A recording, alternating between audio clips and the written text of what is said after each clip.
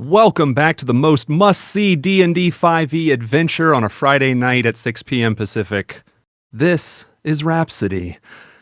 As always, I want to thank you for joining us. If you are joining us live, if you are not, you're checking us out on YouTube, you are just as fantastic, and we appreciate your support.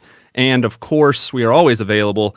You can join us in our Rhapsody Discord by typing !D&D in the stream or checking the information below the YouTube replay of this and hang out with us, ask questions, talk about the things that have happened, the events that have transpired, maybe a little bit of theory crafting on what is going to come. I won't confirm or deny anything that happens. As always, I want to take a minute just to shout out some people that help us make this possible. First and foremost, Wizards of the Coast for making such a fantastic game. Dungeons & Dragons 5th edition. We've been playing it now for more than 40 hours in this, in this scenario, in this campaign. We are coming in on Session 12. This is Session 12 of Rhapsody, The Long Walk, Part 1. We also want to thank, of course, Roll20.net. That allows us to play across the North American continent or around the world. If any of us were ever traveling, you can get your free account at Roll20.net today and start playing with your friends or strangers and make new friends like we have all done. You can play hundreds of different tabletop games. You have a billion free assets and dice rollers and macros and all kinds of tools. So again, head on over to Roll20.net, start your free trial, start your free account. No money involved to play. You can do that at any time. Last but not least is taketones.com. That's where our music comes from at the beginning, during our little break that we have halfway through the session, and then during our closing. Max Tunes provides that music for us, and it is always appreciated. All we have to do is shout them out a couple of times during each session, and we continue to do that. So, pending all of that stuff, and the thank you to Team Rankstar and Inked Gaming, who help us put our VODs up and all of that, we'll say hi to everybody. I'm going to start with Emily, who has had a couple of different things happen. Obviously, the loss of Minerva last week in Session 11. You can find that VOD on YouTube as well. But Emily's been very busy working on characters and doing a lot of other things. Emily, how you doing? I am doing all right. As I said last week, I went into surgery on Monday, and I just recovered enough to really start thinking about character work and stuff maybe 2 days ago. So didn't feel ready to join in today, but I still am going to listen in. But I'm all right. I'm here. That is awesome. And for anybody wondering, Emily's new character will come in at the lowest experience amongst the party. If we start having a lot more deaths, which I hope does not happen. It was a very emotional session last week. We may have to reapproach that, but as it currently stands, I trust all of these players to not exploit the death and reroll rules. So that is how we are going to handle it. And with the party out in the middle of the street, it worked out. So I'm glad you're recovering. The dramatic pause right when you said it, you said, I had surgery on Monday and I have finished recovering. Pause. Enough to be able to listen. I was like, oh, you can just stop there. You finished recovering. You're a superhero. It's amazing. Yep. Right. All right. Well, one of the hardest hit characters by the death of Minerva is played by Dylan, playing Hannah. Dylan, how are you doing? How was your week? Week was pretty good. It went quickly. I started my new job this week. So it's been a lot of what's the phrase? Hurry up and wait, where there's a lot of moments where it's like, oh, let's learn all this stuff. Okay, now you have nothing to do for 2 hours. But otherwise, it's been very, very good. It's been fun. Very nice. Well, always good to have you here and playing. It'll be interesting to see how this session and the next few sessions develop. Another character hit pretty hard by the death of Minerva, and then also a little more attached to the other character that we lost, Alex, is Darian, played by Tim, our Canadian northern neighbor. Tim, how are you doing? I am doing quite all right, thank you. Good to hear. Yeah, you had you had some fun during the week. We got to see in some of our private chats and stuff, pictures of the boy, and you're playing today even. Wanted to take a nap, decided to be a spectacular dad and play with him. So glad you're here, and it'll be interesting to see what Darian does over the course of the next. I mean, it'll be interesting for everybody, but definitely Hannah and Darian. Probably, yeah, we'll just do it this way since it's in that order. Jeff playing the doctor, seeing how the first field test of one of your concoctions has transpired. But Jeff, how are you doing this week? Sick of everyone caring about these deaths more than seeing some guy grow twice the size. That's clearly what happened. That's the most important last session. Some would be inclined to agree. No respect is what it is. No respect at all. All right, Mr. Dangerfield, just take a step back here and no, it's always good to have you as well. We were discussing how certain people in our lives have the ability to call at the most ridiculous times right before the session. So, last and certainly not least, and we may yell at Graham during this. We'll find out very quickly. Graham has been suffering from some robotitis today because we're playing across the country using the internet. But Graham, playing Professor November, how are you doing? I'm doing really good. Really, really good. I don't know if I'm Dr. Roboto right now. Robotnik? Nah, clean, baby. Beautiful, beautiful. I'm doing good. Things are great. Things are smooth. I bought the wrong toothpaste today at Rite Aid on my way home from work, and then I went back, and the kid didn't even make me go through the hassle of like scanning the return toothpaste to give me the right toothpaste. He's just like, "Oh, they're the same price, man. Just grab them."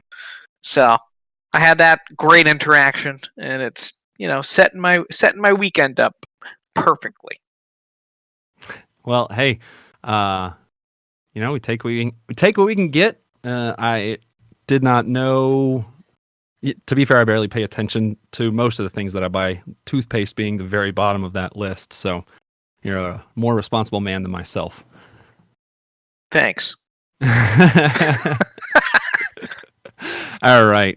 Well, let's jump in. I might have a small issue. We'll see what happens. But we don't have to get into that. So I'm having some PDF problems. So I'm re-downloading that. But luckily, I don't think I'll need it right out of the gate unless you all are just bananas. Little recap from last session. I'll stay away from describing in detail too much some of the more, what's the word I'm looking for? Emotional items. But we had the party finishing up with some ashers, doing some exploration. They headed down towards Pier 36 on the professor's recommendation. Get a little access to some water, maybe find some parachutes. Who knows? There was a helipad. Let's go check it all out. Well, got there, ran into found the aftermath of a battle, human bodies, Kalist bodies, and through some exploration found out that not all the Kalist were double dead. A fight ensued, and we lost Alex and Minerva in the skirmish. And the party did some role play throughout the course of the week. Again, that is in our Discord in the RP channel. You can go back and check that out. But needless to say, it was very emotional. There was a lot of tension and things like that. And now we find ourselves here. They have just begun the namesake of this session, the long walk, trying to decide if they're going to get back to the garden, if they're going to detour and bury bodies, or fire, funeral pyres, things like that. There's discussions about how to handle and how to move forward. So I am going to hand it off to you lot, and we can get some RP in.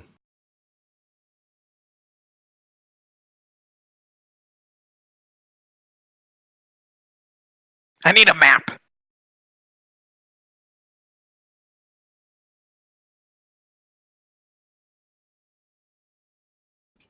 What kind of map, Professor? I got some. I need a map that shows 45-mile range of where we are right this minute. So probably need a map of Jersey, 45 miles. Well, it could be southeast. Well, that's into the ocean. Southwest. I don't know. It's been a very long time since I've looked at a map.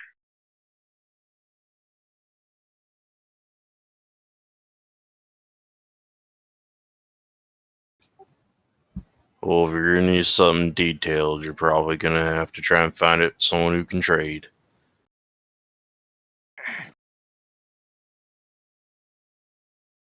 I think I know where I can find a map. Yeah.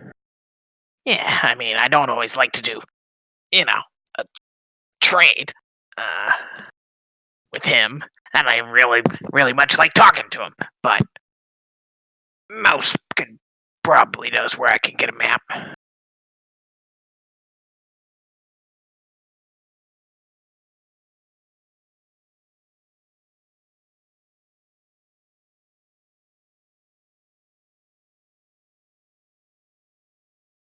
Either way, I think we should be on our way.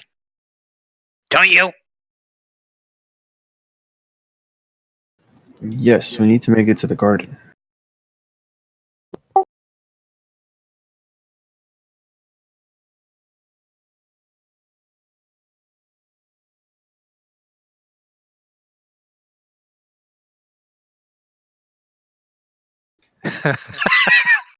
I'm sorry. I'm sorry to laugh, but I just thought it was sad to watch Hannah step up off the map, and then Darian steps up, and then Minerva went one by one. It's very sad to see. Yeah, it's a weird system to try and be able to let somebody else control a token that is representative of another player. So what I'm doing is I'm just removing Minerva's token from any of the fields that we are on, and it is understood that Hannah is carrying Minerva.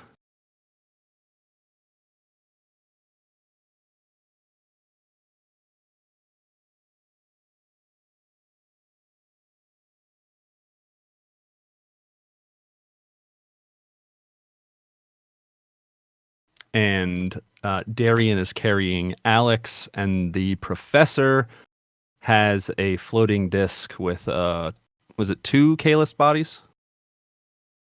Yes, 2, because it was sagging with the weight of more. And it checks up and down the street for anyone coming or anything, I guess. With persuasion? Oh, that was supposed to be perception. My bad. I love how you almost said performance too. I fucked it up twice. Tell me your secret, Street. And then I will play you a song. So the only thing that you see on this street is the body that you came past here, but nothing else. Nothing down either of the streets.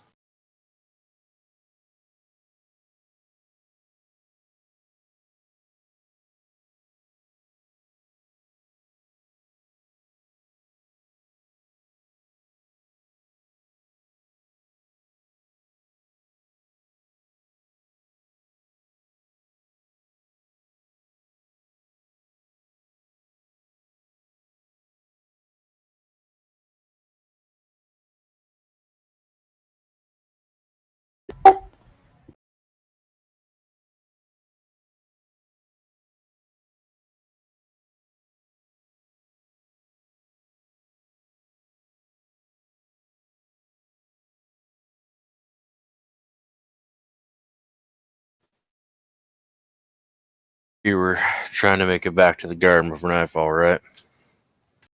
Yeah. Apparently.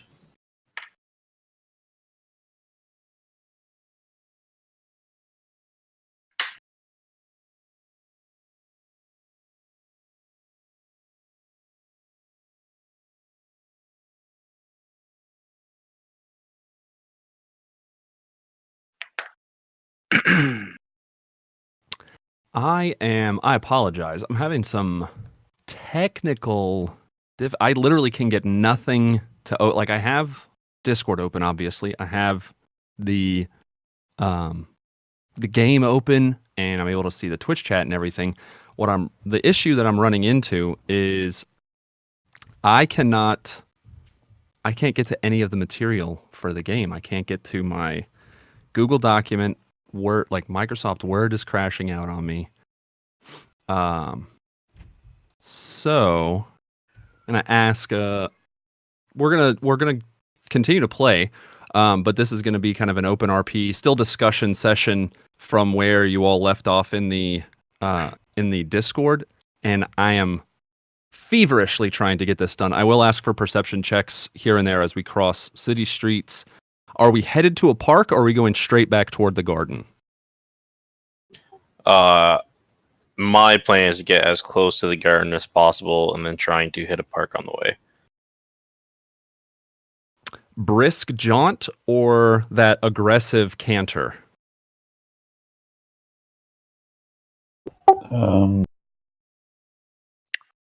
Yeah, who's setting the pace? Yeah, I don't know what the difference is, honestly, between the two. Hannah's not running. Yeah, no, so it's not running. So the brisk walk would be like your standard, surface active move speed. So you're not like leisurely walking through this decaying city. You're moving with a little bit of urgency, but not nearly enough to wind you. That aggressive canter kind of movement is just below a run, kind of a soft jog for some of you that are a little slower, longer strides for the larger people like Darian and Hannah.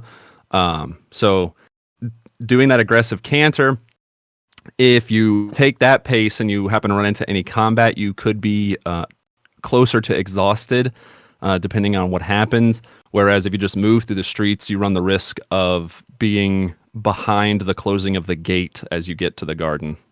So there's risk assessment time is essentially what it is.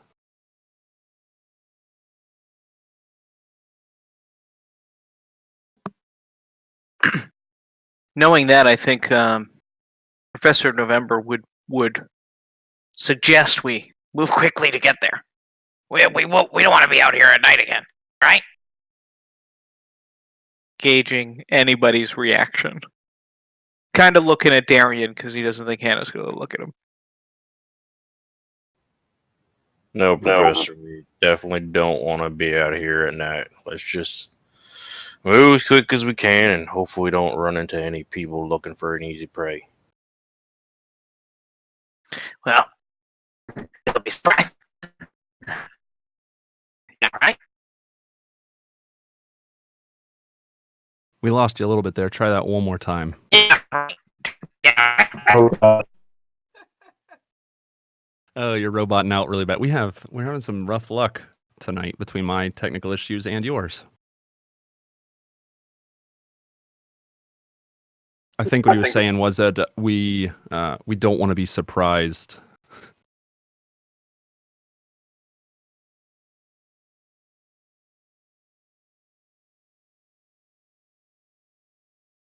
Now I got green bars. Yeah, now you're clear. Yeah. Go ahead and hit us with it one more time. I think he's just trying to without directly saying it. He's just try to push everybody to go quicker.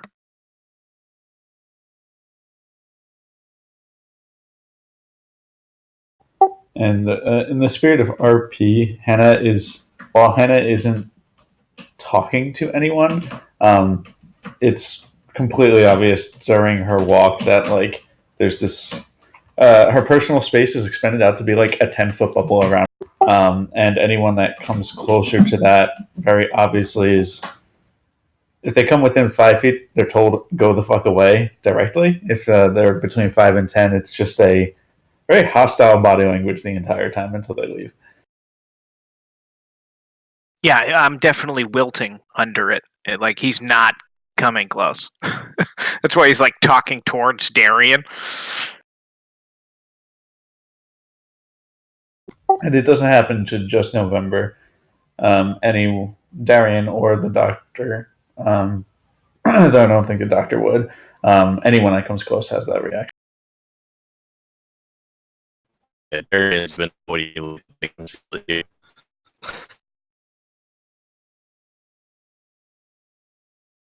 That doctor's just trying to move as quickly as possible. Got samples to preserve. Why?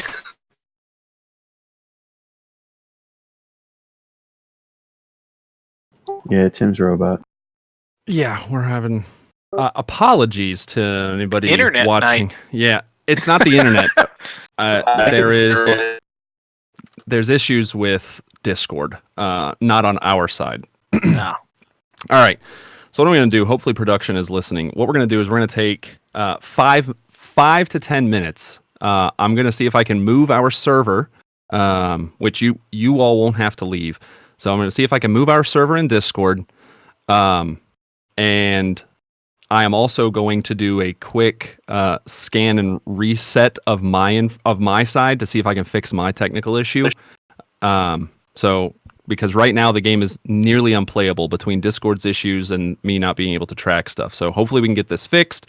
Probably cut this stuff out on YouTube in the future. So hopefully you're not really even hearing much or seeing much of anything of this. But 5 minutes, we're going to go to a break screen and let's see if we can get this stuff fixed. I apologize to anybody watching live right now.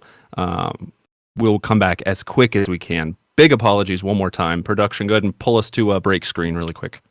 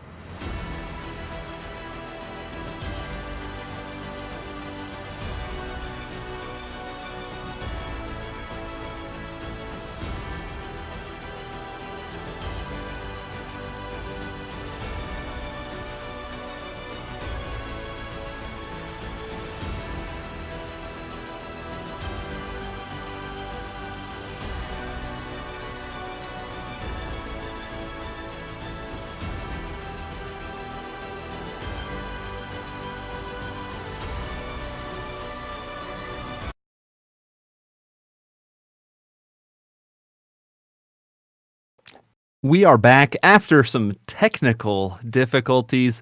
Hopefully, I was smart enough to edit the YouTube video appropriately. So, all of that being said, moved our server to US Central, much lighter load server. I have fixed the stuff that was a problem on my end. It is very embarrassing what the actual problem was, so we're not going to go into that. I had duplicates of everything running. That's why it was being weird. And we are going to pick up essentially where we left off in the RP from Discord. So the party has been talking a little bit, and they are deciding at what pace to move back through the city and where they are headed. Whether that is Central Park, or not. Excuse me. Wow, never Central Park. Whether that is a park, a safe house, or getting back to the garden. Please go ahead and take it away. Well, as we're walking through the city, Darian is trying to keep probably about 20 paces ahead of Hannah, and keeps looking back to see if she's looking at him, and if so, what the look of her face is currently. She's never particularly looking at him. There are times where he looks back and she looks at him because he looked at her. She's distracted at times when you look back. Other times she just looks very focused anger on her face. It's a mixed bag. It's obviously just a bunch of negative emotions playing over her face at any given time. None of them seem directed at Darian ever, even when she glances at you.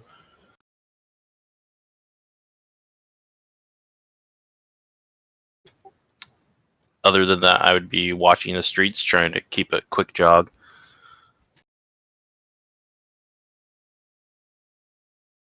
Hannah's pace, regardless of what other people are doing, unless they go faster, is a fast walk.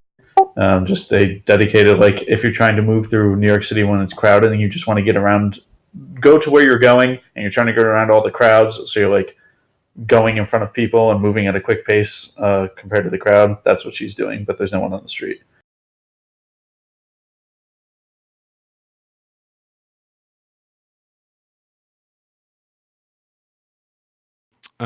Hannah, go ahead and give me, since you're up kind of ahead of everybody else, go ahead and give me 2 perception checks.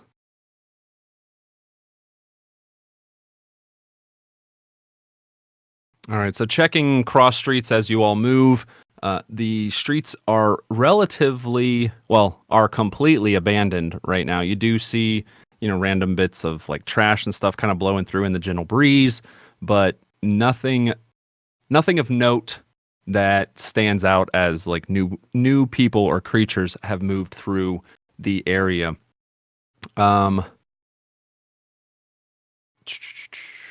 Checking. I have like all the days mapped out here, and we're in day 6. And south end of the city, moving north. Give me Professor November. Give me a D100. This is actually not even a state anywhere. This is just a D100 roll, please. D100, okay, absolutely. Here we go. 42, baby. 42, the answer to everything. The answer to the most important question, right? Isn't that it? Exactly. 42. In Hitchhiker's Guide to the Galaxy, they build the computer and they ask it what is the meaning of life, and it like thinks forever, and then it comes back and it says 42. What does 42 mean?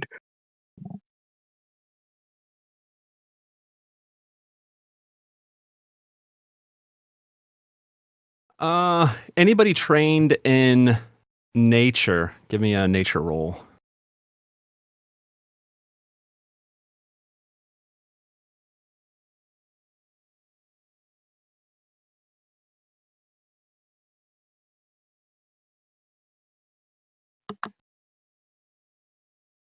So Darian, you're the first to kind of notice the air smells different. The sky is you look up as you like kind of notice the smell. The sky it's still bright, but it is starting to become a little overcast. And you see just off in the distance, because you know kind of where to look, you see some more aggressive cloud formations and very distant flashes of lightning. Give me a survival check at advantage since you're trained in nature. And I'm trained in survival. Wow, look at that. So just meta knowledge for Darian, and you can express it obviously however you would like to. You have probably 5 to 6 hours to get back to the garden on foot at the pace that you are all moving, which does get you there before it closes by just a hair. But you also have between 5 and 6 hours before some significant rain, potentially thunderstorms. As I see the clouds approaching, I kind of look up at them and I look at everybody and say, "All right, everybody, I know everybody's tired and today's one of the shittiest days, but as you know, the saying is, when it rains, it pours, and well, if we don't start moving our asses a little quicker, it's going to be pouring right down on our heads." And I point at the clouds.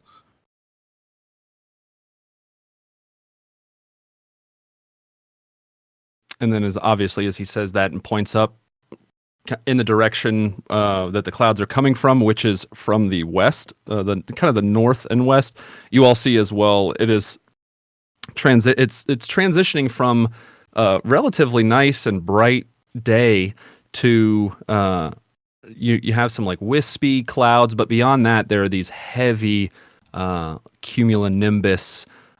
Very low hanging dark gray clouds kind of on the horizon that you see between buildings and things like that.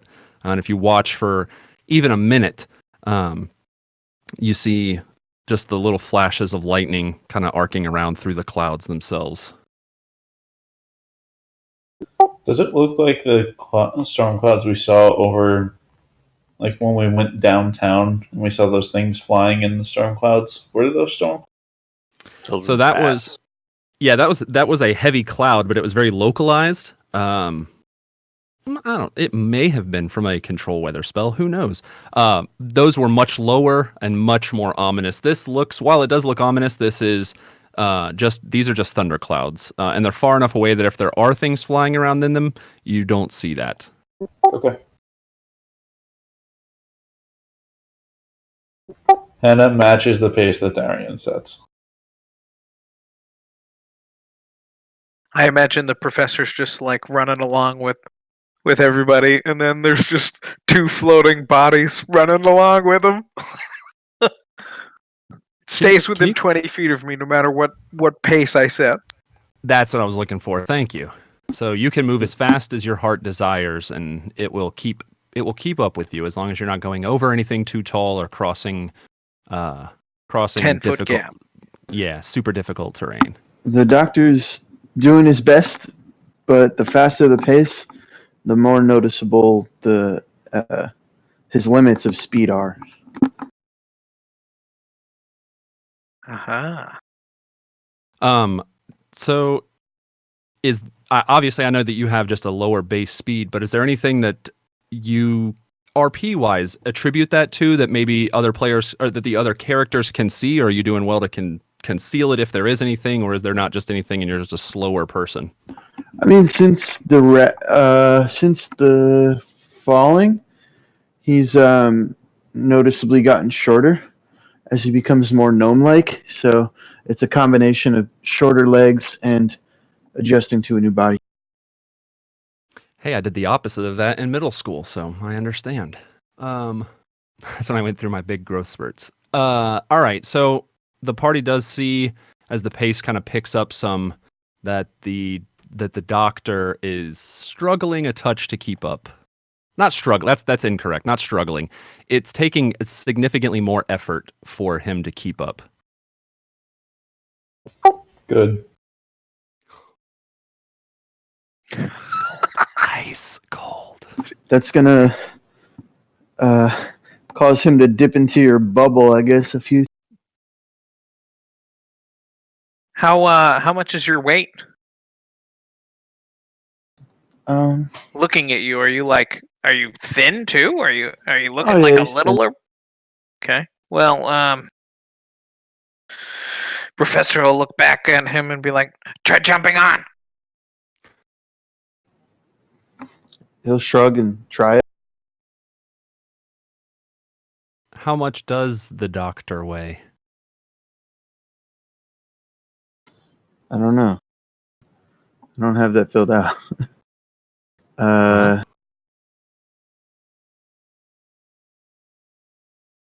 so he's like kind of the point where he's probably probably just 5 feet, maybe like 4'11", 4'10". Pretty short. Is he skinny? Or is he jacked? No, he's pretty skinny. Not frail, but pretty skinny. I would say probably right around 100, 105. I don't know what's normal for that size. You said just like around 5 feet and like svelte. I don't know what that other word you said. Thin, lithe, Yeah. thinner. Yeah. Mhm. Yeah, I can see like between $1 and $1.20 is very fair, especially as your body is continuing to like kind of shrink down, shed mass, things like that. Weight charts say from 104 to 135 for that height. There you go. Well, let's call it 110 then. All right. So so if you're hopping onto the saucer with the corpses, checking. Ooh. So Professor, you feel the connection with this thing, even though it's not concentration, right? This just persists. It's a ritual. I want to say it must be concentration. I'm actually not sure on No, floating its disc. duration is 1 hour. Yep. So it just persists, and you just have to keep it up. All right. So you feel the connection with it, even though it is not a concentration. You feel it very strained. So we are literally 8 pounds within the maximum, which would cause it to stop moving. So you can feel it like there is significant arcane mathematical effort going into this thing. Oh, okay. Yeah, don't pick anything else up. This is good to know.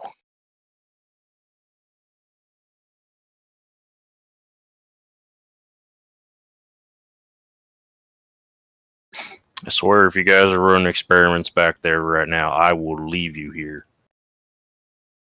Agreed. No. Trying not to leave him behind, Darian. I can't run experiments. I don't have my lab, but I have the samples. I really don't care. Just keep moving. Well, we are.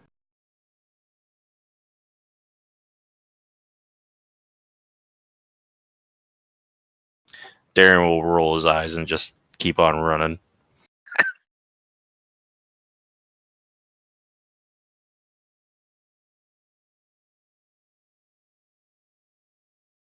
While they're running, Professor's gonna look back over his shoulder at the doctor. Well, what have you learned? Nothing yet, but hopefully this will be enough. Enough to what? You could like a vaccine? What? For the plague? Oh, yes. Yeah, we'll get to that too. What were you talking about? To perfect the enlargement. Oh, yeah. I think I needed better mushrooms. Well, probably. Hey. You good at building a box? Building a box? Can you build a box? I'm sure I can. Of what? Well, a box for the shit, and then we can grow the mushrooms. Oh, yes, I can do that. Yeah, I don't think Hannah's gonna want to build it now. So, and then he starts running a little bit faster. He'll just let the conversation go.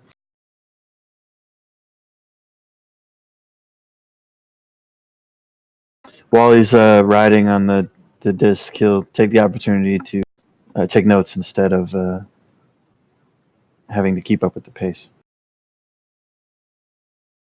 Advantageous to say the least. Let's see. Graham rolled that. Dylan, if you give me a D100, stay above a 20, please. I will try. Significantly higher than a 20. All right. So as we progress through the city, the crumbling structures, not anything new to any of you, obviously, but the way the light is changing is something that maybe not a lot of you have seen. Darian, you made a fairly decent survivable living by scavenging in groups or even solo from time to time, from if you were staying closer. Would you, with Darian's risk assessment and things like that, would you have ever gone out when there was a threat of rain, or would you have stayed out when stronger rains were coming?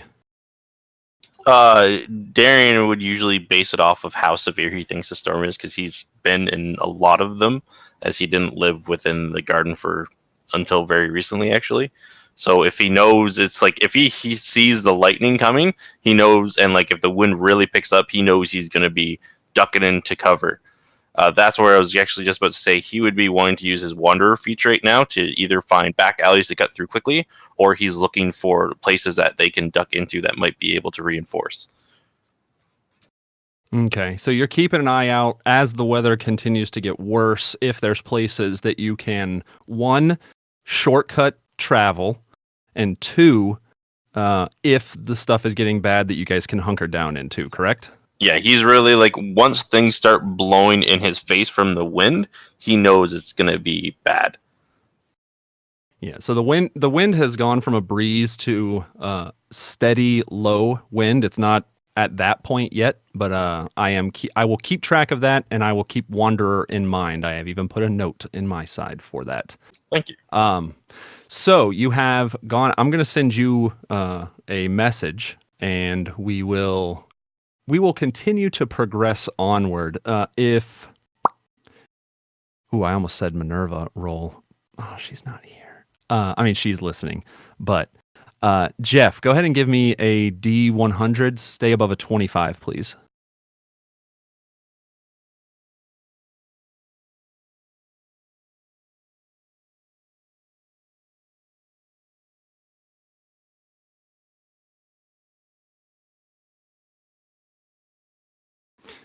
Very good. Quite above a 25 as well.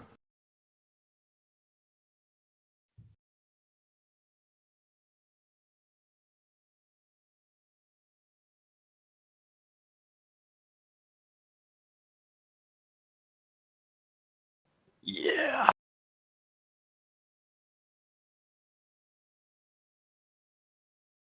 Another hour of travel passes. It's kind of solemn in the group. You know, the professor is thinking about what happened, obviously, a little bit. The doctor taking notes. Darian and Hannah are they're doing what they are doing. They carry heavy loads, and they are indeed on this long walk. But another hour passes, pretty uneventful. The skies are darkening a little further. The wispy clouds have gone away. They're still white clouds above you, but they are those heavy, lower hanging white clouds that precede storms. The ones that have already exhausted their rain supply, essentially. So you're about halfway there. Darian, I know this is your favorite part, Tim. Go ahead and give me a D100 roll. Stay above a 30, and then you can use that information as you see fit. So we're about halfway, judging by the where the sun is now. What are we looking at? Are we still looking like right when the gate is closing, or are we kind of picking up? So your Wanderer, excellent memory, maps, geography, recall general layouts. Go ahead and give me 3 survival checks And let's see how much time that you have been able to carve off with the party following. All right, so you, right now, the original assessment that you had before with knowing these areas and having walked down this way, you were literally going to be at the gates within like 20 to 30 minutes of them closing. You have carved off an additional 20 minutes or so, so you have a buffer of 40, 45 minutes somewhere in there right now if you are able to keep this pace. All right. In using my wanderer, do I know any settlements near where we are that if we deke out just a little bit off the path that maybe only be an hour or two out of where we are now? You do. They do exist. Give me one moment to pull my map up here. It's the one thing I forgot to open on the reset.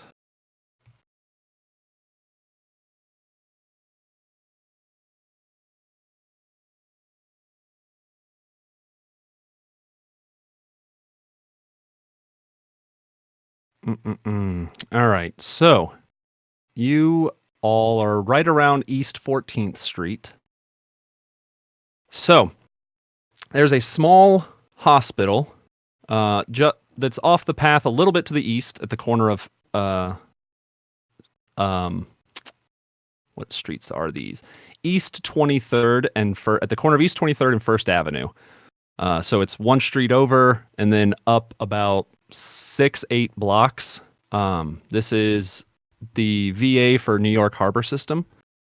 So it's right near the water along FDR.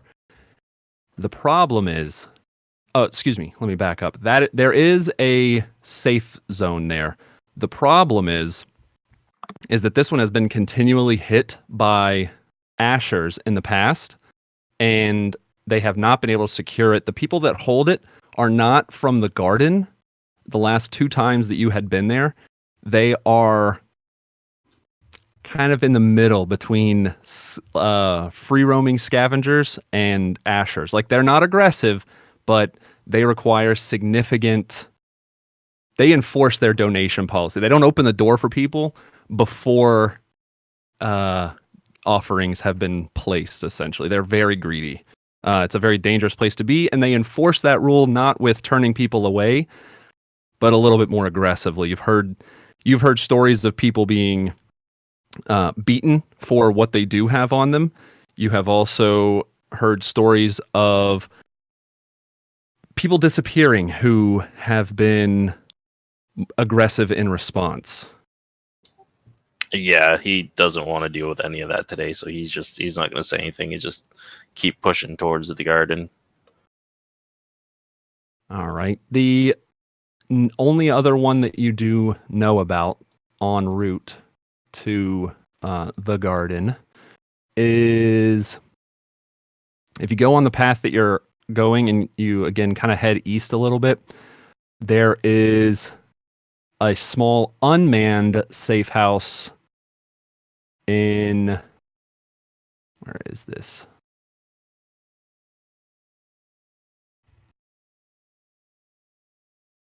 A small unmanned safe house at the Evelyn, which is like essentially a little bed and breakfast.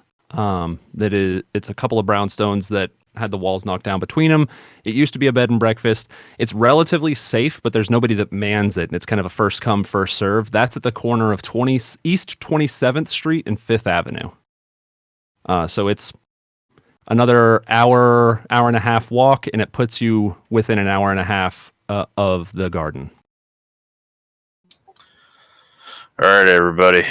We need to keep up this pace, and we might just get to the garden in time. But there's one more option. There's a unmanned safe house in East 27th, 5th Avenue. It's unmanned, so if we're not there first, if anybody is locked up, then they might not let us in. So it's really whatever option. We need to keep moving no matter what, because with it getting this dark and big storm like this, the things that come out at night, they're going to be coming out full force. East and 7th. That's near Madison Park. Madison Square Park's right there.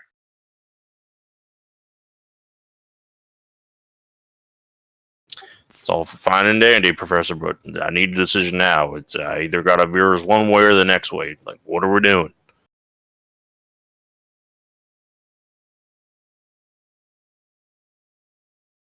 How close to the storm will we get to the safe house? How much time do we buy? The safe house was just, we're going to be there probably about an hour and a half earlier than we would arrive at the garden. We couldn't detour to there and then make it to the garden in time. Darren, you'd be about 45 minutes past closing time if you went there and then tried to get to the garden. We're going to be veering too far off the path. It's really going to be one way or the other. We're going to be about 45 to an hour out from the garden closing, and you know when they close those gates, unless we have a really great reason, they ain't open those again.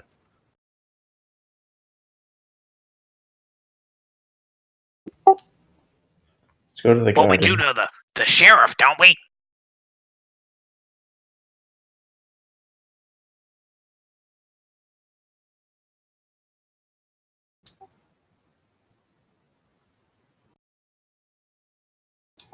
Darian heard Hannah just say the garden. He just picks up the pace and starts bolting and just kind of just shakes his head at the professor and just keeps going.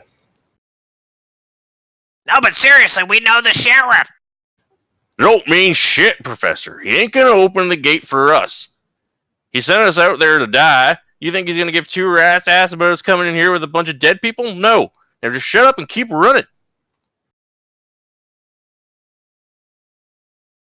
He scratches his head like he's. Of course he cares what we have to say.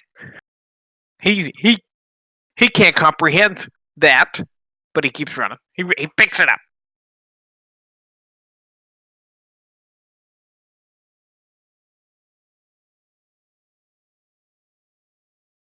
I wish I knew Expeditious Retreat. As Professor says that and is running towards Darian, Darian stops and puts out his arm and tries to clothesline the doctor. I mean the professor.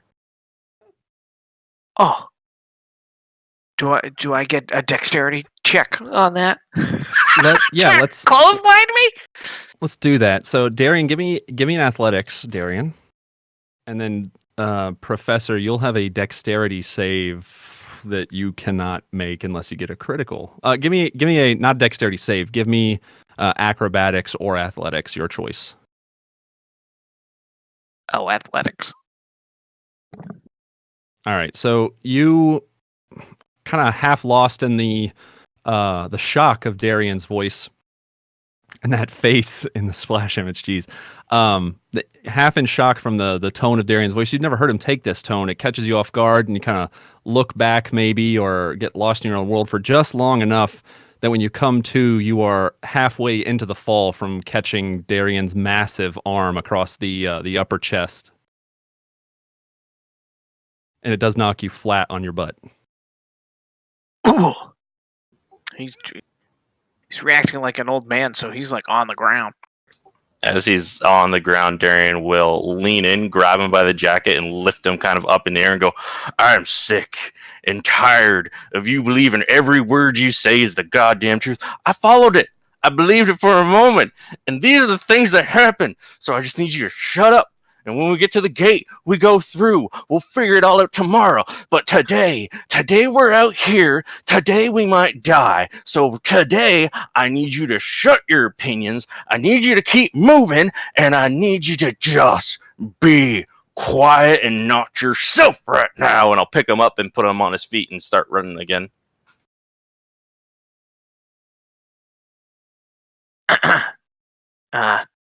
He like just pats himself down and like fixes his belt a little bit and then just starts running.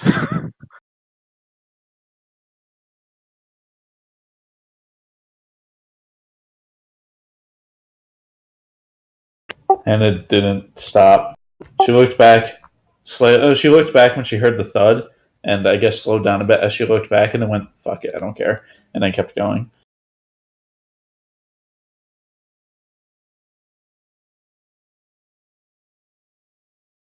And Doc, what about your reaction to this? The sudden stop of the disc, the witnessing of this being, 10 feet away essentially the whole time.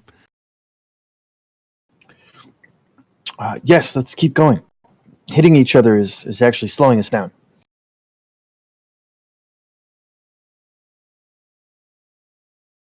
So practical. I love the doctor. I know, me too. It's great. All right, let's get. We'll come back around to Dylan. Dylan, first, give me that D20 or D100. Let's stay above a 35.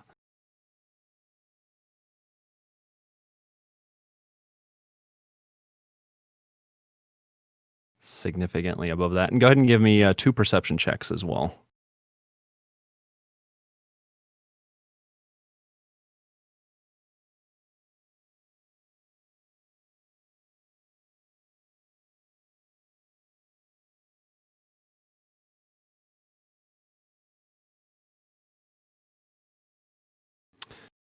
All right. Excuse me. I apologize. So the first one, everything just looks dead quiet. The wind is really picking stuff up now. But the streets themselves are not active at all outside of U-Lot. The second one, you're more focused at this point. You recognize more the area that you are all in. The buildings are becoming more familiar. Kind of the direction that you're going. So maybe you're more looking back with Darian being a couple steps behind you, and he's been kind of directing into different alleyways and stuff like that. You don't notice anything out of place with the second check as you continue to press on. Darian, give me 2 survival checks for more shortcutting.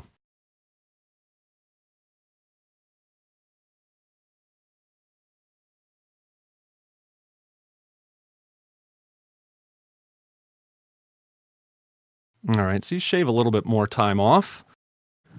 And our final check is going to go to the Professor. Professor November. Graham, give me a D100, stay above a 40.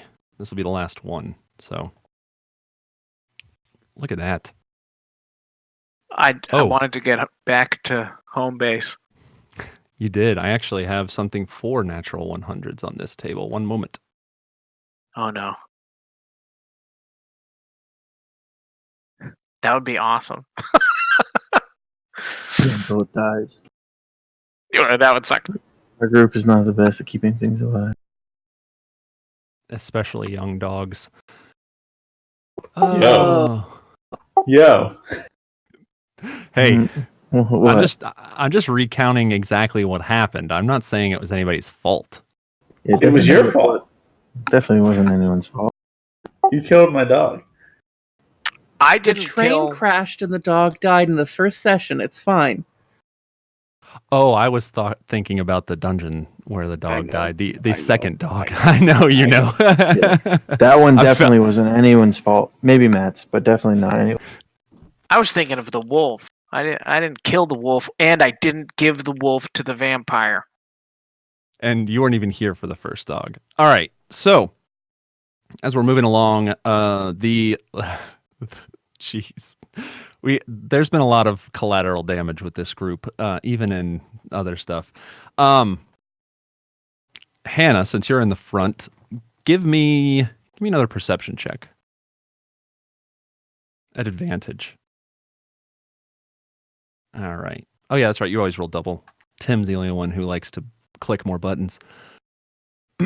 Okay, so as you all are moving through, Darian kind of directs down one alley as Hannah looks back, and you cut up that alley, and you notice that slumped in like a pile of garbage in this alley is a body, actually. It is almost nearly covered. That's all you're gonna notice. You see the boots kind of hanging out from the trash pile, and they're both kind of kicked up. They wouldn't be that way if there wasn't something inside, which lets you know that there's feet and possibly legs and more so attached to it. How nice are the boots? Quite.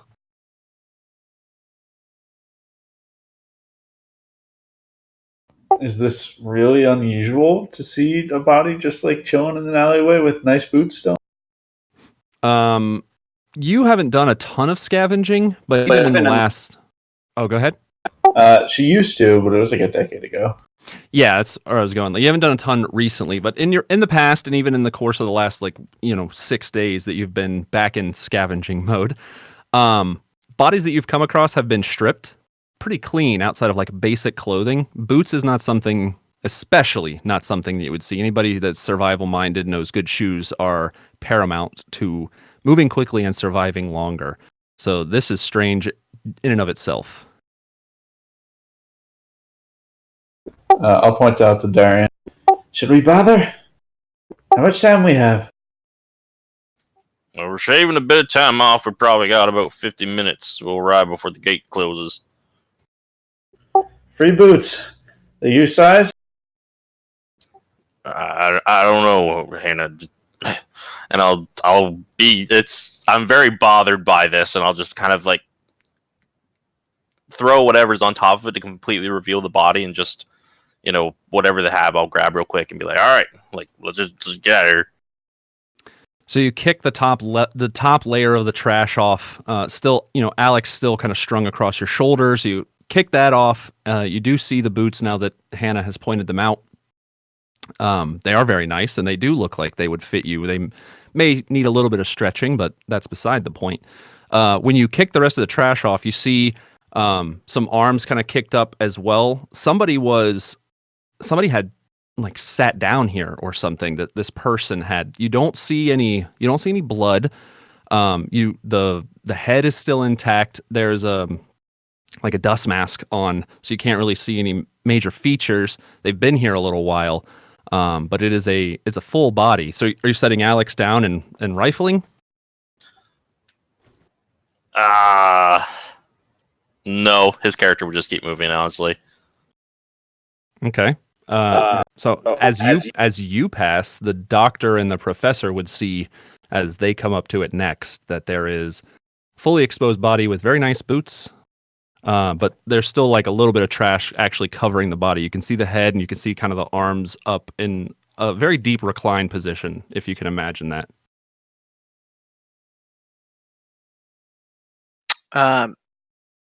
And is Darian continuing to move, and Hannah keep moving past this thing? Yeah, she does. Darian's still moving too. He can't really. Usually he wouldn't, but the mindset he's in, he is. Okay, so he exposed the corpse to the professor, but then he keeps moving. So, can I just, like, as I run past, I'm not going to investigate and search it, but I'm going to look at it and see if anything sparkles or anything. Sure, yeah, you can stop fast enough to kind of brush that last little layer of the paper and the little bits of plastic and things like that off of the body and actually fully expose it, and then you can make a decision once you see that. Is that what you're trying to do? Yep, exactly. All right. So you brush the last bit off. The two that are in front, Darian and Hannah, you hear the rustling of garbage, the bags and then paper and things like that. And I don't know if that slows you down. That's inconsequential at the moment for the description. But when you do that, Professor, you see the body is relatively well built. Man, again, the dust mask over the nose and mouth make it difficult to see any features. There's like a bandana on the head as well. So you can essentially see the eyes that are just closed, very peacefully closed, I might add. The upper clothing, the top, it looks like it's almost like a tracksuit jacket, one of the thin, just zip-up jackets, very well preserved, in great shape. There's a couple of straps that actually come over the shoulder that look like they're attached to a bag that is under the body. The pants are a heavy cotton composite material, something that you would see in tactical gear. They're a dark color, and they're bloused into the boots themselves. And the boots are very nice. They're high coverage combat boots, actually. I'd pull up. I'd be like, and pull up a little bit. Are they tied tightly? Like, are his laces tied? Yes. I'm just looking at that first. The laces are nylon, have not degraded at all.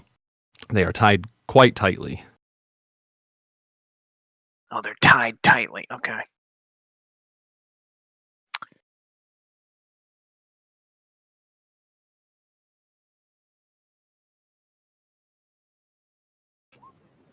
Give him a kick. Okay. I try to grab the boot. So you go to start unlacing one of the boots. Yep. All right. So The right boot. Yeah. So you pull the strings on it. It comes up. The knot comes apart. They're wrapped around the boots for the blousing. So you loop up underneath and unlace, loosen, pull. Comes off. The body doesn't react at all. The boot comes off nicely. It's packed with a little bit of something. You can't tell if it's like newspaper or like a plastic bag or something. The feet are a little smaller than the boots themselves, so that packed in a little bit more to make them more steady to move in. But yeah, the first boot comes off without any problem. Take the second boot off. Same exact thing, bloused very nicely, tied tightly, able to get it off. It's packed with a little bit of packed with something in the toe to make it more snug for a little bit smaller feet, but it comes off as well. I'm gonna stick my hand into the boot. Find out what if somebody was storing like money in their boot. Sure. So you stuff your hands down into one of the boots and you come up, and it is indeed actually cash that is being double purposed. So you reach your hand in and you pull out, and you think it's just like newspaper, maybe a little damp or something like that. But when your hand comes out, you have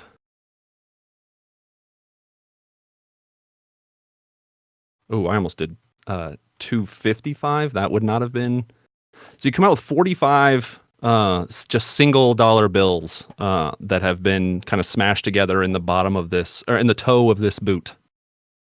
And in the second one, I'm assuming you're diving right into the second one immediately. Yeah, like as he's running, he's like tying that first one onto his belt with the shoelaces, and then he goes into the second one. And this one has $48 in single bills that are stuffed down into it. So you've moved past the body. You're not worried about the straps that are on the over the shoulders or anything like that. Does it look like The doctor would have said to grab the bag.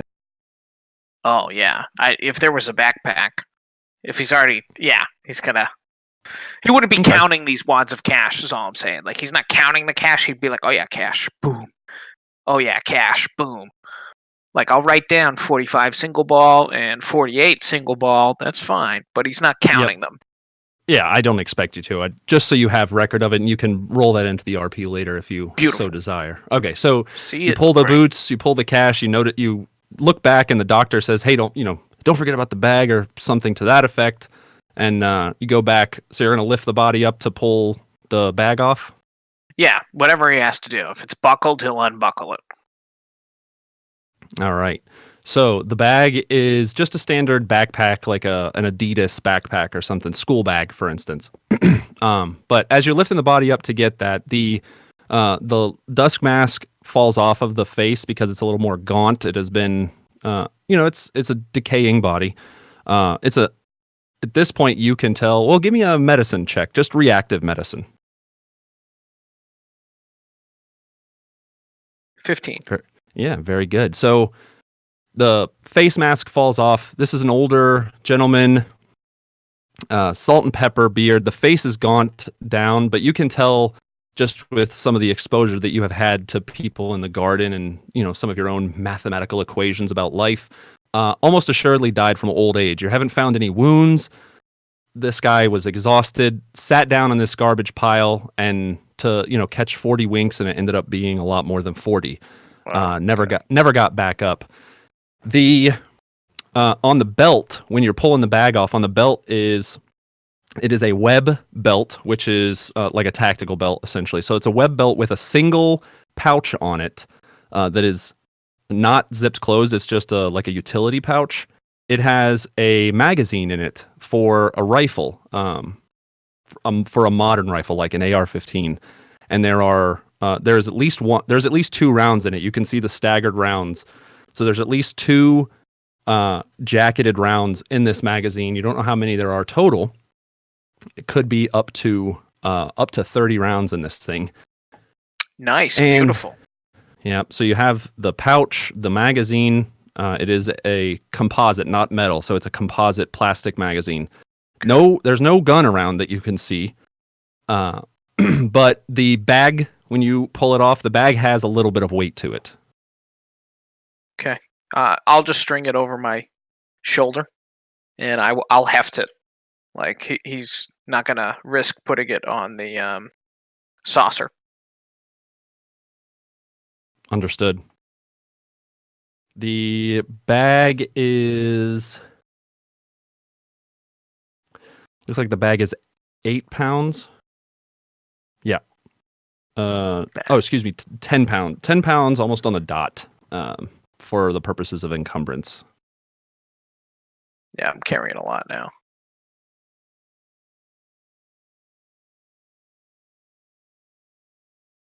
I got 84 pounds on me. Yeah, getting tight there. All right. So the party continues to press on. The wind has picked up. So Darian, this is kind of, I think, your call. You are within 30 minutes of the garden at this point. The wind has picked up. It's kind of whipping across now. Every once in a while, there's a gust that flaps your longer hair like across your face if you turn your head the wrong direction. And there are some large raindrops that fall very intermittently, but they come down, and they are they're those big, nasty, wet, like summer raindrops. They almost hurt when if they catch you on exposed skin as they're coming down because they're so large. If we only got 30 minutes left, he's just going to be going as quick as he can and just telling everybody to move their asses as quick as possible. Okay, give me you're not near your encumbrance level, right? Because you're Oh no, not even close. Yeah, you're mechanically a Goliath. All right.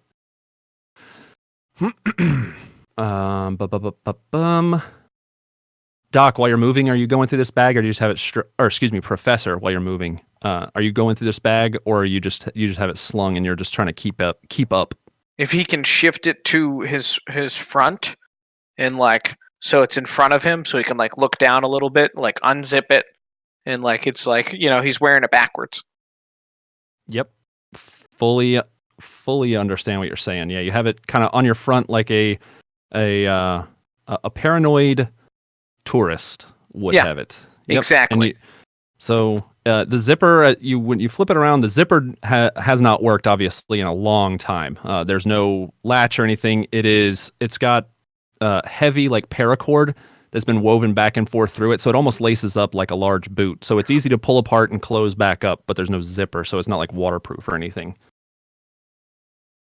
And inside, once you get it open, you find a dagger. It's this is a it's not a what's the word I'm looking for here? This is like a large combat knife, so it's not an ad hoc dagger. This is a Bowie knife. Yeah, exactly. So you find this this dagger, right? K-bar. Yeah, K-bar would be the marine version of it. Bowie knife, something like that. It's a 10-inch blade, heavy handle, nice guard on it, so it'd be combat ready. You have inside here as well.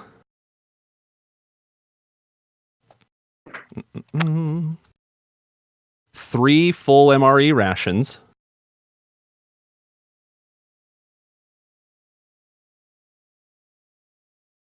A tinderbox with a tinderbox, so essentially another box of matches. And I'm pulling up the larger. I'm sorry, I was talking. I was still in knife world. I got a tinderbox, 3 MREs. Yep, tinderbox and 3 MREs, and then your combat knife, nondescript combat knife. It's K-bar. It matches Darian's knife. There you go, K-bar. We're gonna become knife brothers. Press X to doubt. You you find. So you also find a crowbar in the bag. This is a small, just like flat iron pry bar. So it's not a full crowbar, but you could use it to, separate nails out of something or pull small pieces of wood, things like that. You find a 1 pound mason's hammer. Excuse me, not mason's hammer, carpenter's hammer. So essentially a block of wood on a stick with a metal plate attached to the end. Can be used to pound in nails, but you're not breaking up like concrete with it or anything like that. You have This guy was fucking loaded. there is a torch. Yeah.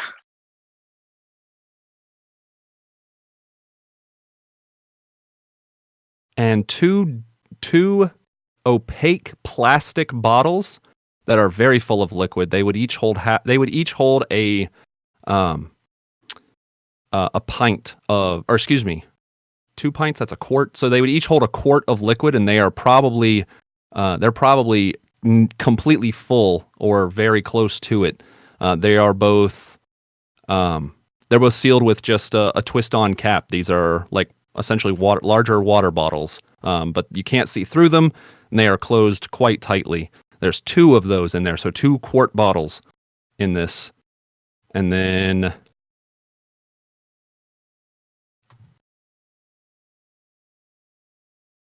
I hope that's liquor, because he's gonna drink it all. and 45 feet of rope, hempen rope. So just basic, not paracord, but hempen rope. Okay, great, beautiful. So he's just kind of looking through the bag while running, and he keeps, oh, cool rope. There's some rope in there.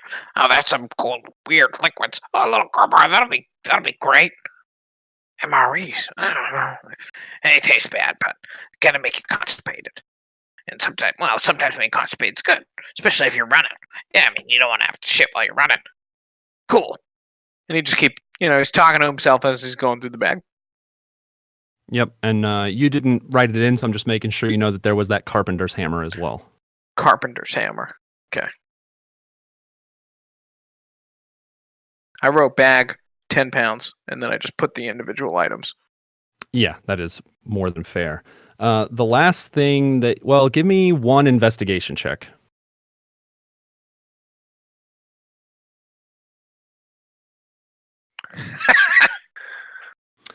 Did I have advantage because I'm so used to looking in backpacks?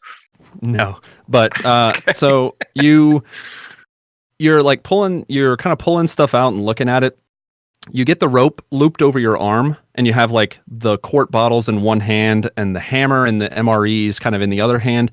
But the bag still has like weight to it. But you put the stuff in, and you're kind of digging around. You can't find where this other weight is coming from in the bag, but it's substantial enough to be able to notice. So there might be a hidden pocket, or it's like sewn in somewhere else. You don't know where the other weight is coming from, but there was nothing else in the bag that you could see when you were rooting around. You had this kind of stuff piled up in your arms.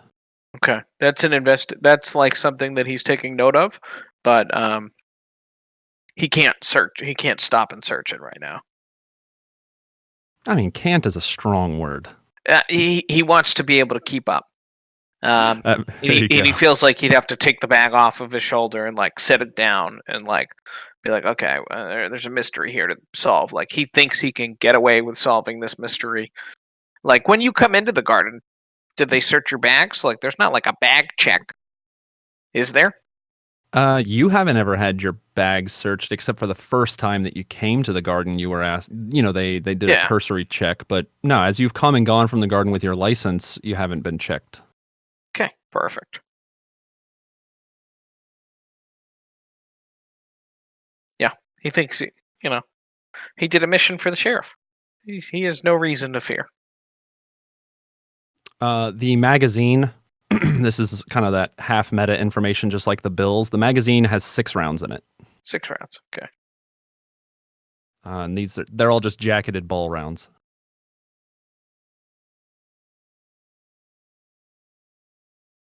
All right, and the party moves through a couple more little side streets and then up a main street, and you make it to the ramp of the garden. As the rain is starting to come down, you see other people. They have just random trash bags or like pieces of paper or newspaper that they're like covering their head with, and they're sprinting down the hill.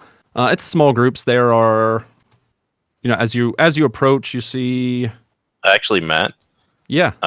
Before we would actually get to the gates of the garden, Darian would stop. He would pour his water skin all over his shirt and then start wiping off all the black stuff off of Alex's face. Oh, very good. So while you're around this corner and stopped and kind of cleaning up a bit, you see 7 other people that go down the hill and down the ramp into the garden.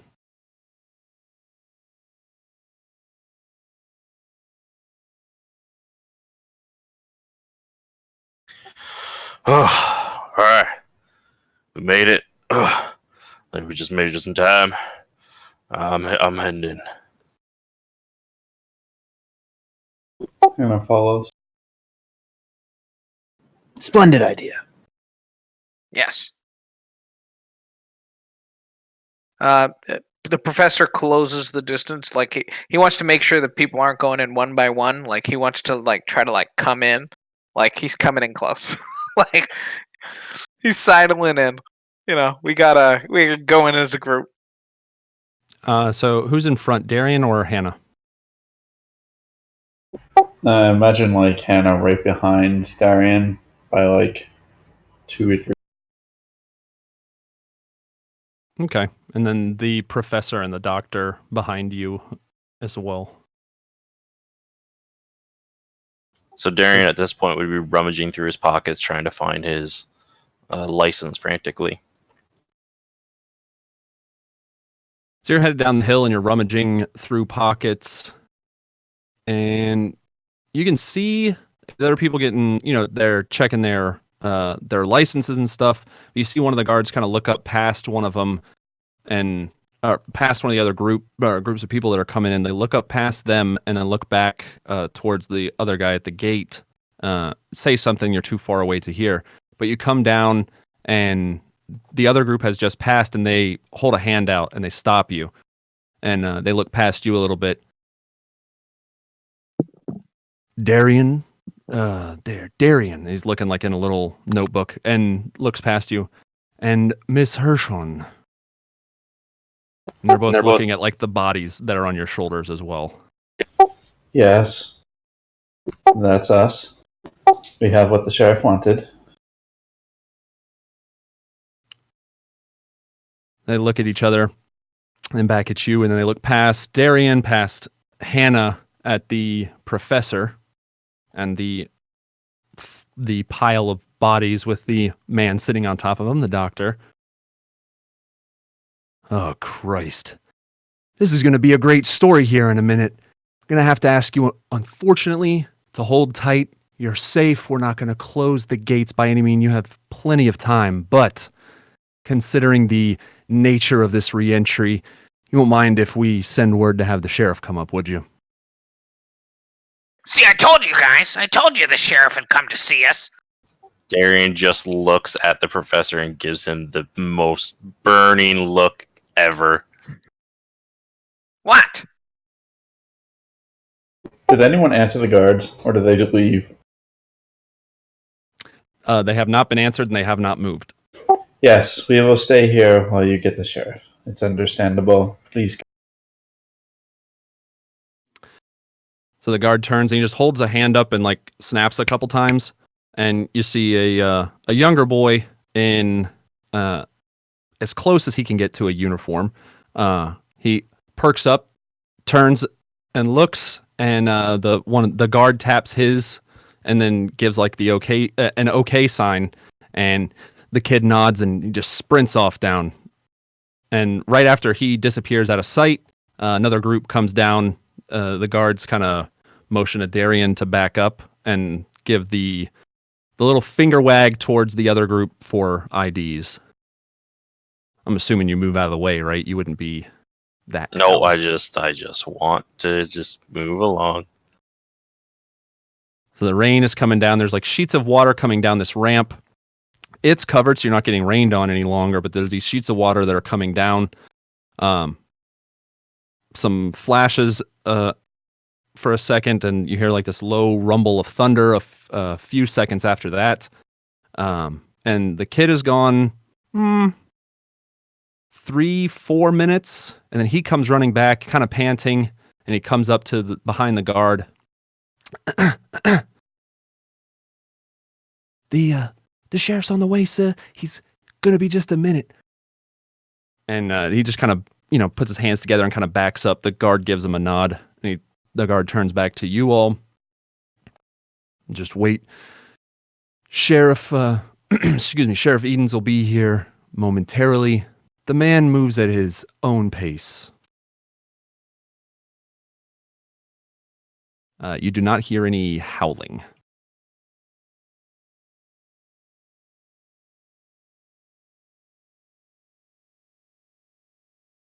While the waiting is happening, there are a couple other people who come down after, and it's been raining now for 20 minutes or so. Some more people come down. They're very dirty, very muddy, but they come down and they have these big pails, and the guard acknowledges one of them. Minnie! It's a woman, 20s probably. Minnie, what'd y'all end up finding? Y'all love the rain out there. She holds the bucket up and shakes it, and there's some significant weight, some like muck sloshes out as she approaches.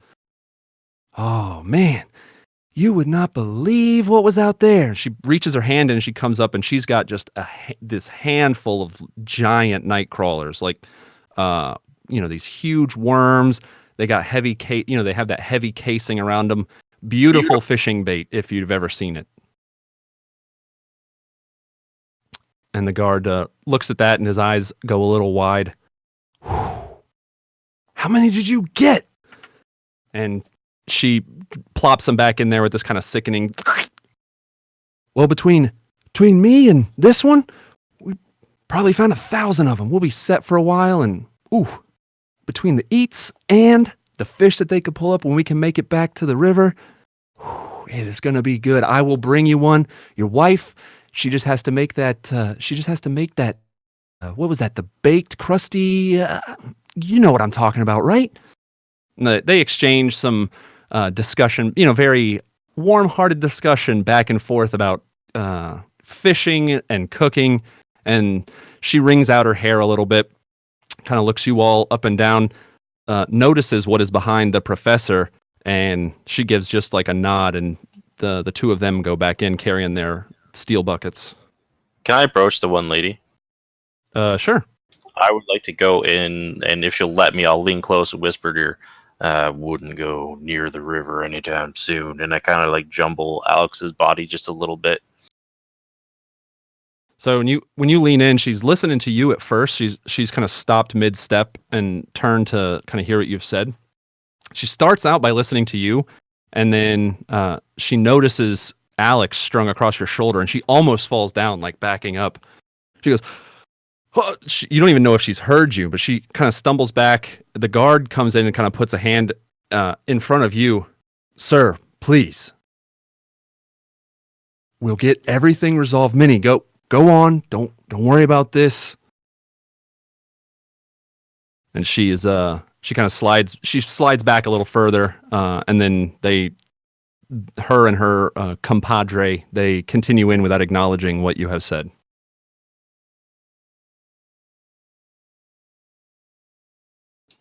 Darren will stand up to his full height, no slouch at all, over this guard.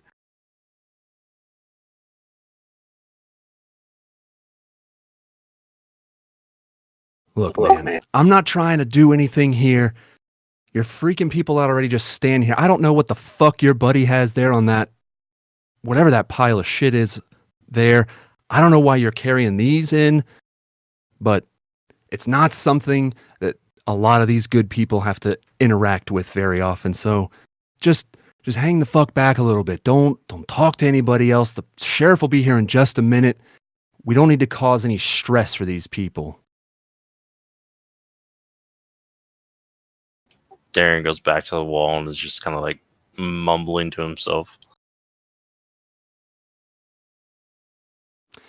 And just as you've kind of gotten comfortable in that lean, the the air pressure is changing with the rain coming in. The sheets of water are still coming down the hill. The smell from the professor's collection is starting to waft down the ramp now, and in the without the chaos of movement or combat or anything like that, you're starting to smell that, and you can smell kind of this bile, very alkali smell coming from Alex as well.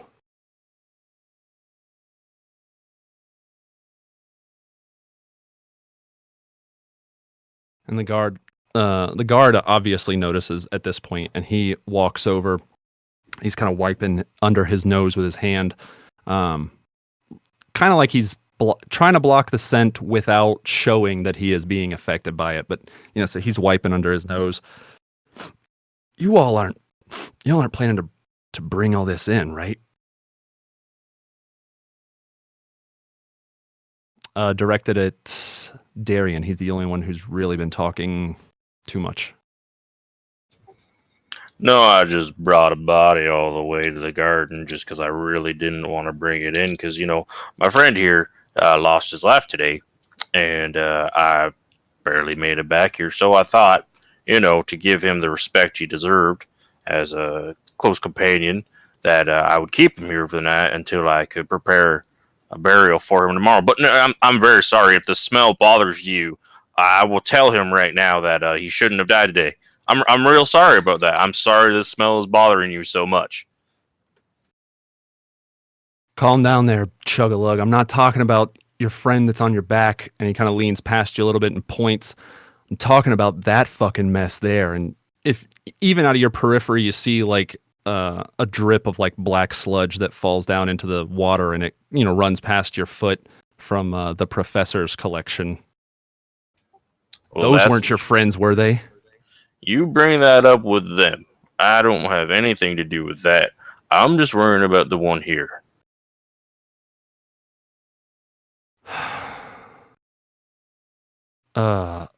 Sir, as he's looking at the professor.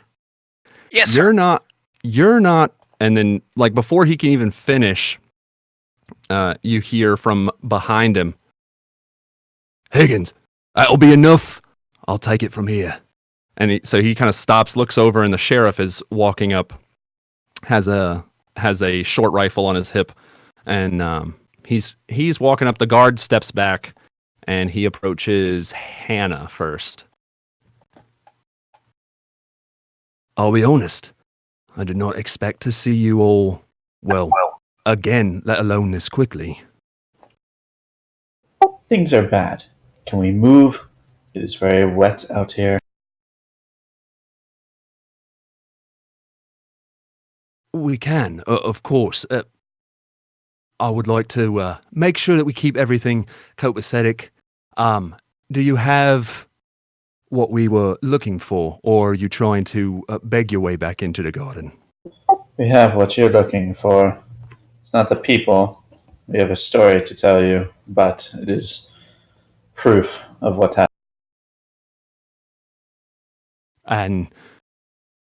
And he notices on your shoulder, and then on Darian's shoulders as well. Bad looks to be an understatement. Please, as little as it means, accept my condolences, but the four of you will all have to stay together. And what is that? Jesus Christ, man, what do you have back there? That's the second part of what we need to talk to you about. You'll want to hear what we found down. And we brought you something so you can see what might be coming north towards your settlement. North, that's right, yeah. They're coming from the south. Do you have a map, sir? I need to see a map. Let us take this one step at a time. First of all, very interesting choice of words. I would like that explained as well. Secondly, and this is a problem that we had that potentially started this whole thing. Discretion is not something you all understand very well, is it? I've had a very long day, Sheriff. Enough rebuking. Can we please just talk? I don't care what you tell the doctor what he needs to do with his corpse. I just want to sit down, talk with you, see whether or not you will accept me back into the garden with my license, or if I need to figure out a place to stay tonight. Well, I'm not a monster. You will be able to stay in the garden at least tonight. I'm assuming you have what we need, so you will be reinstated fully. The actual question is, we have to move past public areas. Your losses and whatever this is could be quite upsetting to the more peaceable natured folk of the garden. Children would see these things that you are bringing along with, and unfortunately the loss of your friends. Is there a way that we could make it a little more discreet? Coverings of some sort, something like this.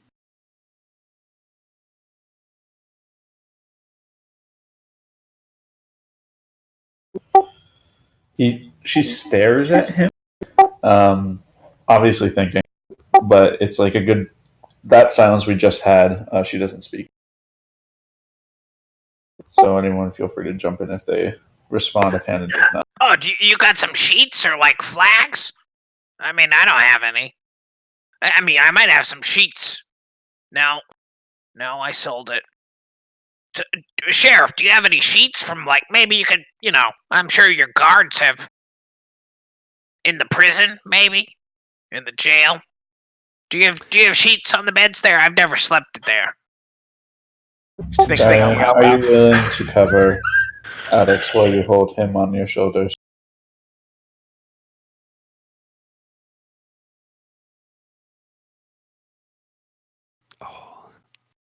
So Darian pulls out that bedroll and is like tearing it in half. The sheriff turns around to Higgins. Higgins, the storage right over there. There should be some plastic in there. We can at least cover up this other mess.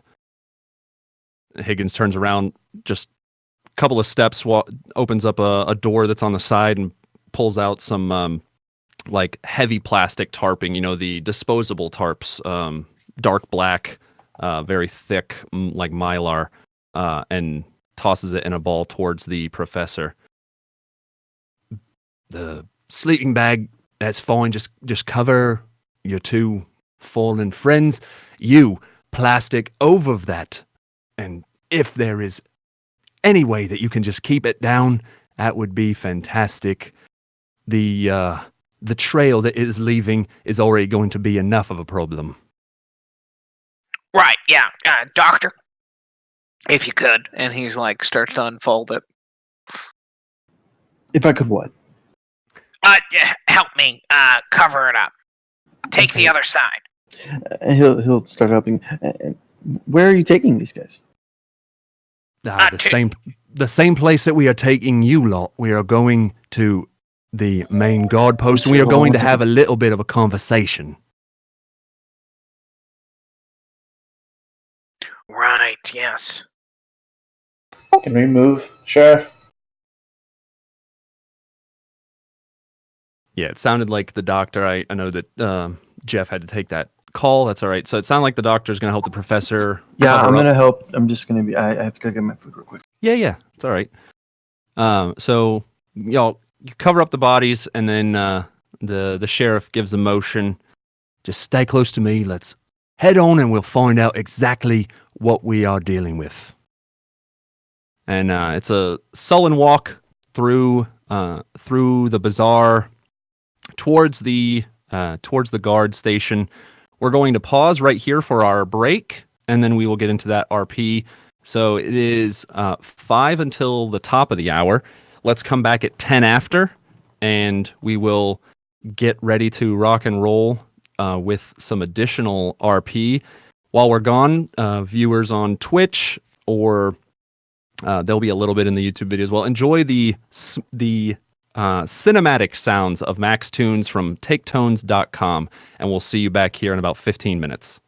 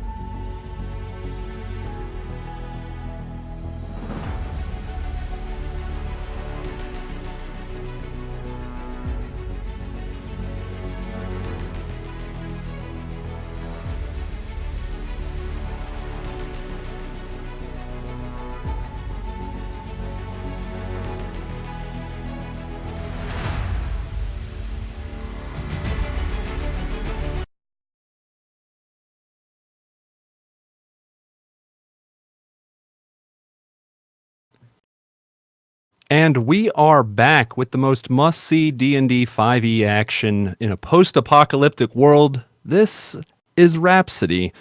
I want to take a couple of minutes to just go through our stinger section. That's a little jargon for all you radio heads out there.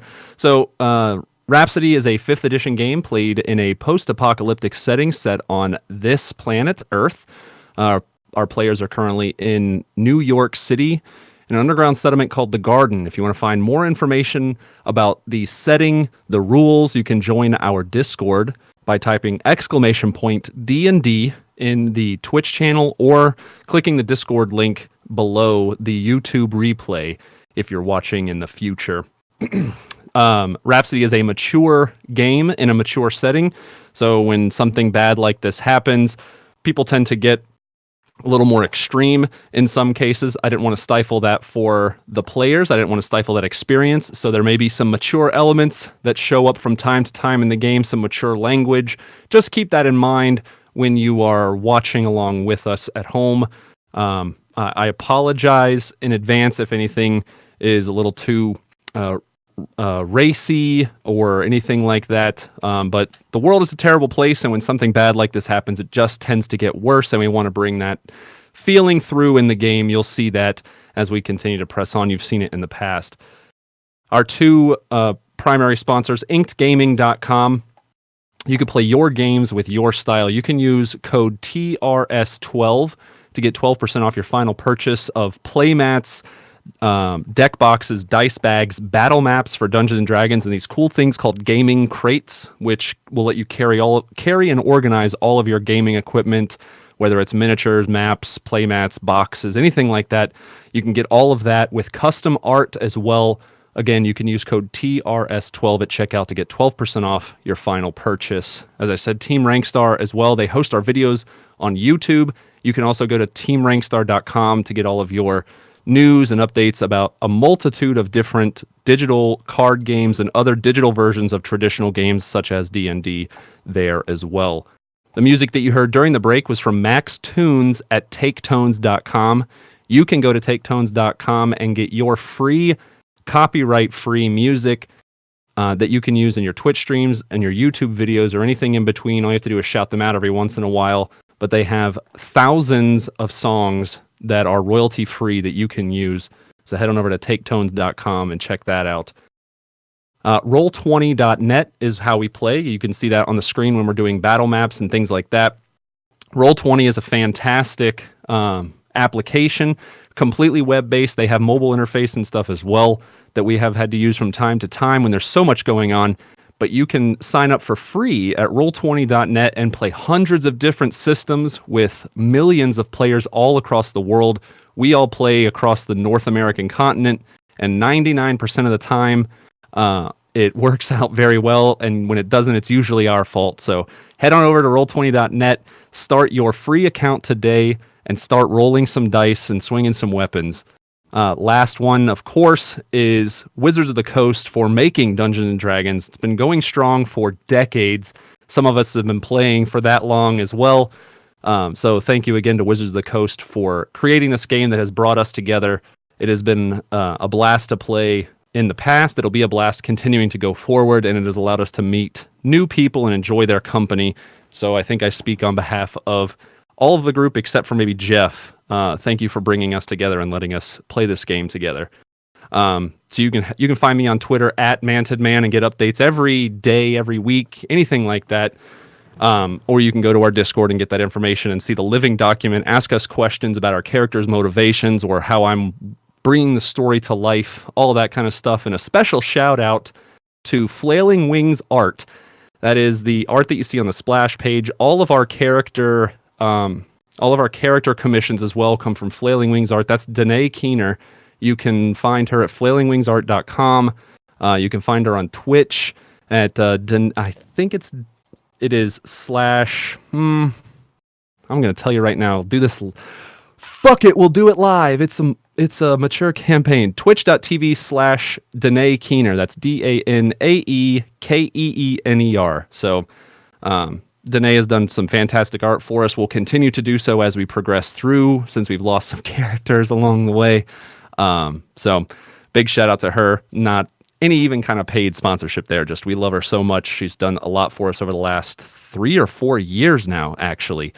So check her out as well at flailingwingsart.com or twitch.tv/Danae Keener. Blah, blah, blah, blah, blah. All of that is taken care of. I think I did it in 5 minutes. The party has made it back to the garden. And after a brief run-in with Guard Higgins, they got the sheriff up there to get re-entry back into the garden. They were asked to cover up the corpses that they were carrying with them, and they have headed on over, and they will be arriving or have arrived at the guard station, which the sheriff has cleared out. And it's time to have a little conversation with Sheriff Edens. So we will pick that up as we are coming through. The doors into the guard station, and they are being closed. There's nobody else inside, nobody in the cell. It's just Sheriff Edens and the party. And the scene, the party has come through. The sheriff has that stool, the rolling stool that he had before, and he brings that around, kind of sits down as the party is filing into. Yeah, as the party's filing into the open guard station, and the sheriff sits down. He rubs his brow a little bit, kind of looks over the party. All right, so go ahead, take a load off. He points over to the corner, up against one of the opposite walls, and there's some just some like cheap folding like camping chairs. Have a seat. Set your burdens down if you so desire. But please, we need to have a conversation first about what you were sent out to accomplish. And then, as I understand it, you have some explanations for these additional things that you have brought into my city. Here, and she tosses the 2 badges that she had in the pocket. These are the badges for your 2 runaway cowards.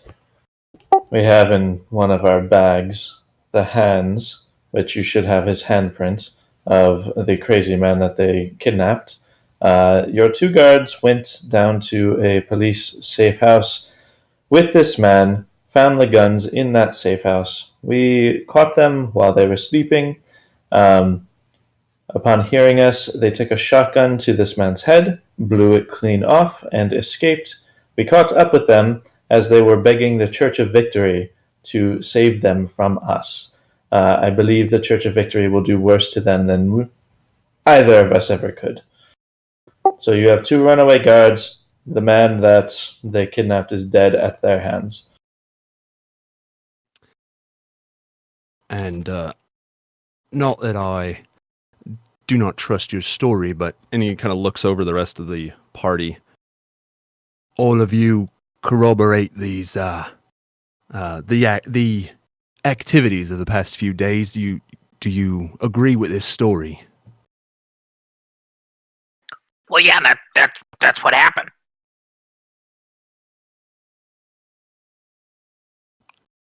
Again, not to exacerbate the load, I'll have to do more due diligence. And he reaches into his pocket, and he pulls out a stone. Give me one moment.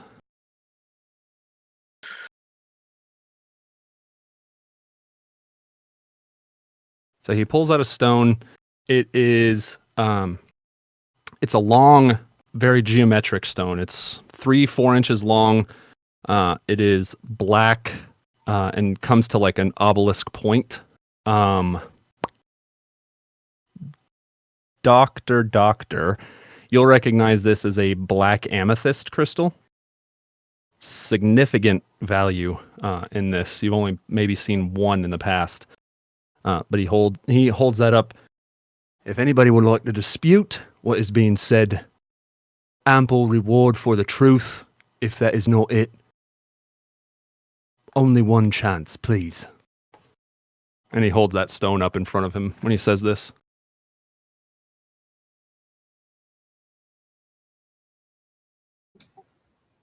No, that's the truth. Let's just, whatever you're going to do, just do it. Fair enough. And he, kind of flicks the stone back down into his palm and closes his hand around it and puts his hand back in his pocket. Now, all of that being said, and he opens a drawer and pulls out, I think it was just Hannah and the professor's licenses. Yeah. Yep. So he reaches into a drawer and pulls those out and puts them just on the desk that's like right behind him. You can hear them clank, and you know what they look like, obviously. Now, you are, of course, invited back into the garden. I am a man of my word. You have upheld your side of the bargain. Let me make this perfectly clear. For you, and he picks one of the badges, or one of the licenses up. November.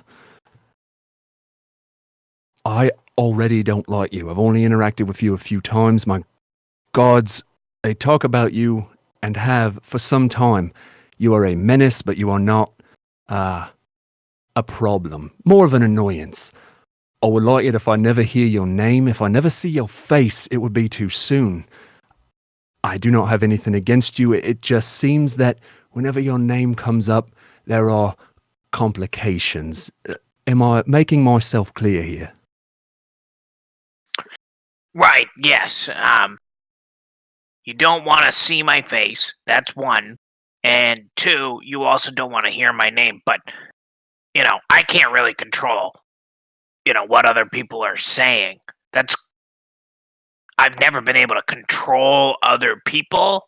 Oh, Christ, please stop right there. That is how we got. I don't even want to hear more. What I am saying is I would like it if my gods do not come and say, oh, we had a problem with Professor November again. He's stark raving mad. He's on drugs down in the washways. I don't want to hear it. That is all I am asking for. Yeah, they should mind their own business. I agree. You would probably do well to follow your own advice. And he flips the license towards you. I'll catch it. I'll catch it. He doesn't say anything, though. And the queen of utilitarian application, Miss Hannah Hershorn. I understand that you have worked very hard. You have been a model citizen. It was interesting, to say the least, to have you brought in with attached to the story that came along with it. Now, I will graciously allow you to return to business as usual. I will return your license. The same warning that I gave the professor, I will give to you. I would like it if there are no problems, no men running screaming, no speak of dark magics, none of these kinds of things anymore, at least from you. And if you would be so kind, just live your life and stay out of my hair.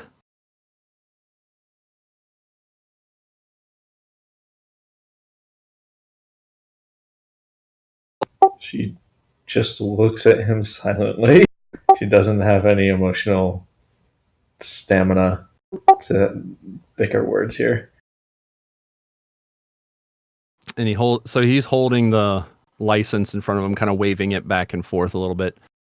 Now, while I have not really interacted with the other two of you, nor the two that you are carrying, I would be remiss to tell you that I do not have a fantastic memory, even in my old age. Now, I'll recognize these two people that you have with you that are no longer with you. I am sorry. Do you care to tell me what has happened? Was this the work of the gods? Was this the crazy gentleman that they had with them? Is there a problem that I need to know about with people from the garden? Yes, you talk quite a bit. I will get to the point so we can no longer see each other. You have these corpses walking around maybe a 5-hour walk south of you. they seem to be growing in number quite exponentially. And in fact, while I don't trust November in anything else, his math skills seem to have survived his break from sanity. He believes right now there may be 1,000 of these things wandering. They can form more of them. Did you watch zombie movies before the Fallen? Because if you did, that's what these things seem to be. And they are coming north, so get fucking ready for it. Well, I don't know about zombie movies. I may have watched one or two when I was a lad, but I'm a man of principle and application, and movies fell by the wayside long before the falling took them away from all of us. So, I've seen crazy things over the past 2 decades. Walking corpses or whatever you're talking about would not, I guess, necessarily surprise me, but if that is what you say, and he kind of flips you your license, just, end over end in the air towards you. Finally, a man of reason. Movies are very rarely accurate. That's true. They always gloss over how there's actually a base built on the opposite side of the moon. And they never show any of the pyramids that were on Mars. Yes, and there were rumblings of sterilization liquids in the tap water and mind control waves coming from secret military installations in Nevada. Believe me, I've heard them all. I've served my time with stripes on my shoulders. I understand. I don't care. Yeah, Now, Soylent Green is people. shut your mouth. We had this conversation not 5 minutes ago. I don't want to hear from you unless I talk to you. My last question, unfortunately, is for you, though. Why in the fuck do you have decaying bodies that you are bringing into my city? The guards said that you wanted to bury or take care of your friends. I understand that. I've lost men, many of them, more than I can count, unfortunately. Those do not look like friends. Those do not even look fresh. They are black, they stink, and I want them gone. I don't even know why you brought them here. Actually, the bigger body we could still get samples from. Not sure how clean they are. And then these 2 other ones, purely research.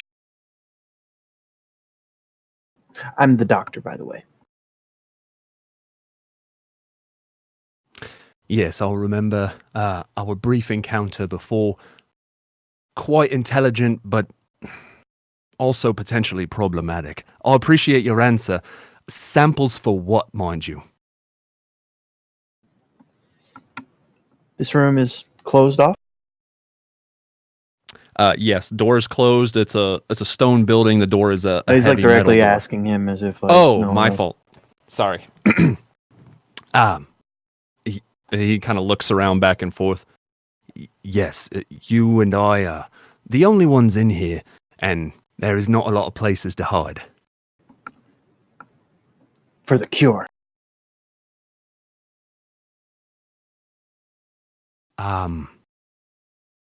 The cure. Yes. I'm going to solve your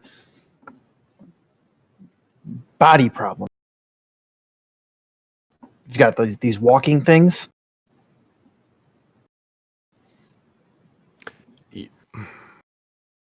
Professor's did- nodding.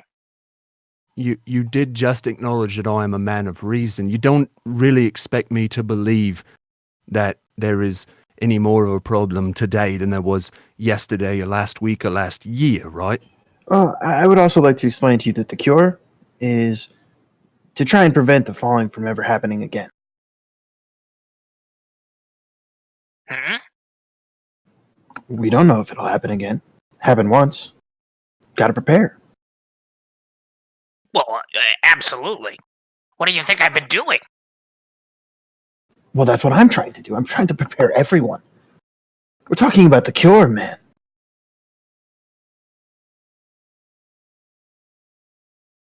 Professor is like doing like a double take, like he's looking at you and then looking at the sheriff, and then he looks at Darian, then he looks at Hannah just flipping the badge, And he quickly looks away, back to the sheriff.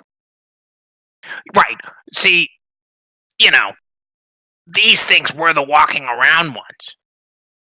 Are you not understanding that? It is not a matter if I understand it. I understand the words that you are saying. What I am getting at is I don't care. There's none of these things in the garden. Nobody else No, has come but- back saying that there are any problems outside of a raving lunatic that happens to be dead now, and you carry his hands in your bag. No, but what I'm telling you is that he was right. He was right. And I'm looking at Darian and like Hannah and the doctor for support. Right, because what he was saying was that there's more of these things coming, and he's been proven correct, sir. Like, I'm gonna start trying to like draw on the notes. Like he's pulling out papers. He's like, you see here, because hold on. November. What? Quiet. He does not want to listen to you. But he needs to understand Sheriff. the threat. Sheriff, I only caught part of what you said, but those two things on the saucer, they were up and walking less than, 6 hours ago? We fought them. They walk north. I don't think you understand what I just told you if you don't believe that they're coming to the garden. Literally, they are walking north. And I've seen a crocodile the size of a bull with a rat's head. None of this is any concern of mine. Are you telling me that I should shut the gates of the city? Should I lock everybody inside for the next, forever, until we all die in here of boredom and starvation? Well, No. no, I need supplies for the cure. I was just letting you know, Sheriff, that undead are walking towards you. Past that, I don't give a shit what you do. But thousands, and it exponentially is going to be increasing, though. That's the Shut thing. your fucking mouth. I need a map. You need to be quiet. Need a map. Christ, if I give you a map, will you shut your fucking face until I say your Absolutely. name? He flips around very aggressively, digs through a drawer, like papers just flying out, and he pulls a like a rest stop pamphlet out, and he throws it at you pretty forcibly. I mean, it's paper, obviously, like wax-coated paper that you would find at a rest stop, and it's a trifold. It opens up, and it has a very like loose, more cartoony kind of map of the island of Manhattan and the edges of like New Jersey and stuff like that. It's enough to show everything, and it does have a scale for like miles on the bottom, so it is geographically accurate. It just doesn't have a lot of detail. You follow where I'm going with that? Yep, absolutely. Okay. Absolutely. So he's going to take it, and he immediately shuts up, and he's clearly doing math in his head. Yeah. He's like map. counting and mumbling. I don't care if you put it in your mouth. I don't care if you set it on fire. Just don't say anything else unless I say, Professor November. Just nod your head, please, if you understand. He's been nodding it. He's still mumbling numbers in his head, and he's saying yes. Like he's nodding, but he's like, "Yeah, yeah." Like he's not looking at him. Anyway, so there are things walking around. I can't close the city. What I'm trying to get at, are any of you familiar with military or police protocol before the falling? If you all look old enough to have at least been conscious before all of this shit happened. Do you know anything about the military or police? Have any of you ever served or been around somebody who's served? I've had a few government contracts that dealt with the military back in the day. Fantastic. Do you understand the concept of ready work? I can tell by your blank stare that you do not. I understand the concept of government funding. And bringing that up, I know we don't have a government set up per se, but who would I talk to about the equivalent of government funding? I need funding for the cure. Expensive work. that may be something we can address. Funding is something that, look, Colonel Myers and I, Governor Myers and I, very close, served together before the falling. I'll have his ear if I ever need it. It is why I am in the position that I am in. He trusts me. All of that being said, the concept of ready work is if you have a problem that you bring to your superiors, myself in this instance, or the governor, you also bring a probable solution, a way to be ready for the problem and the workaround to resolve it before it is something that your superiors need to be concerned with. Do you all now understand the concept of ready work? Yes, my solution or workaround would be the cure. That is a long-term, frankly, pipe dream that I do not have faith that you can actually come with. Well, that's What I just am insulting. Be that as it may, what I'm looking for is you have come talking about a horde of the undead that march upon the garden. You have understandably encountered them, suffered losses for it. If this is the case, how would you propose we delay and or stop them from reaching here? Are they vulnerable? Do they burn? Do they walk in the night? Do they walk in the day? Do they eat? Do they drink? I need to know more information or I will chalk this up to another tall tale. They can't drown. One came out of the water for us. We only killed them once their heads were properly destroyed. Skull cavities crushed in, or beheaded, or just pulverized. They eat the flesh of other people that they kill. Some of them release Contagious a black toxin that seem to infect other people and turn them also into something like them. We saw them both during the day and at night. Yeah, that's about all I got for you. So now they are walking cannibals, corpses that eat the living. And the dead, after the living has died, they continue to feast.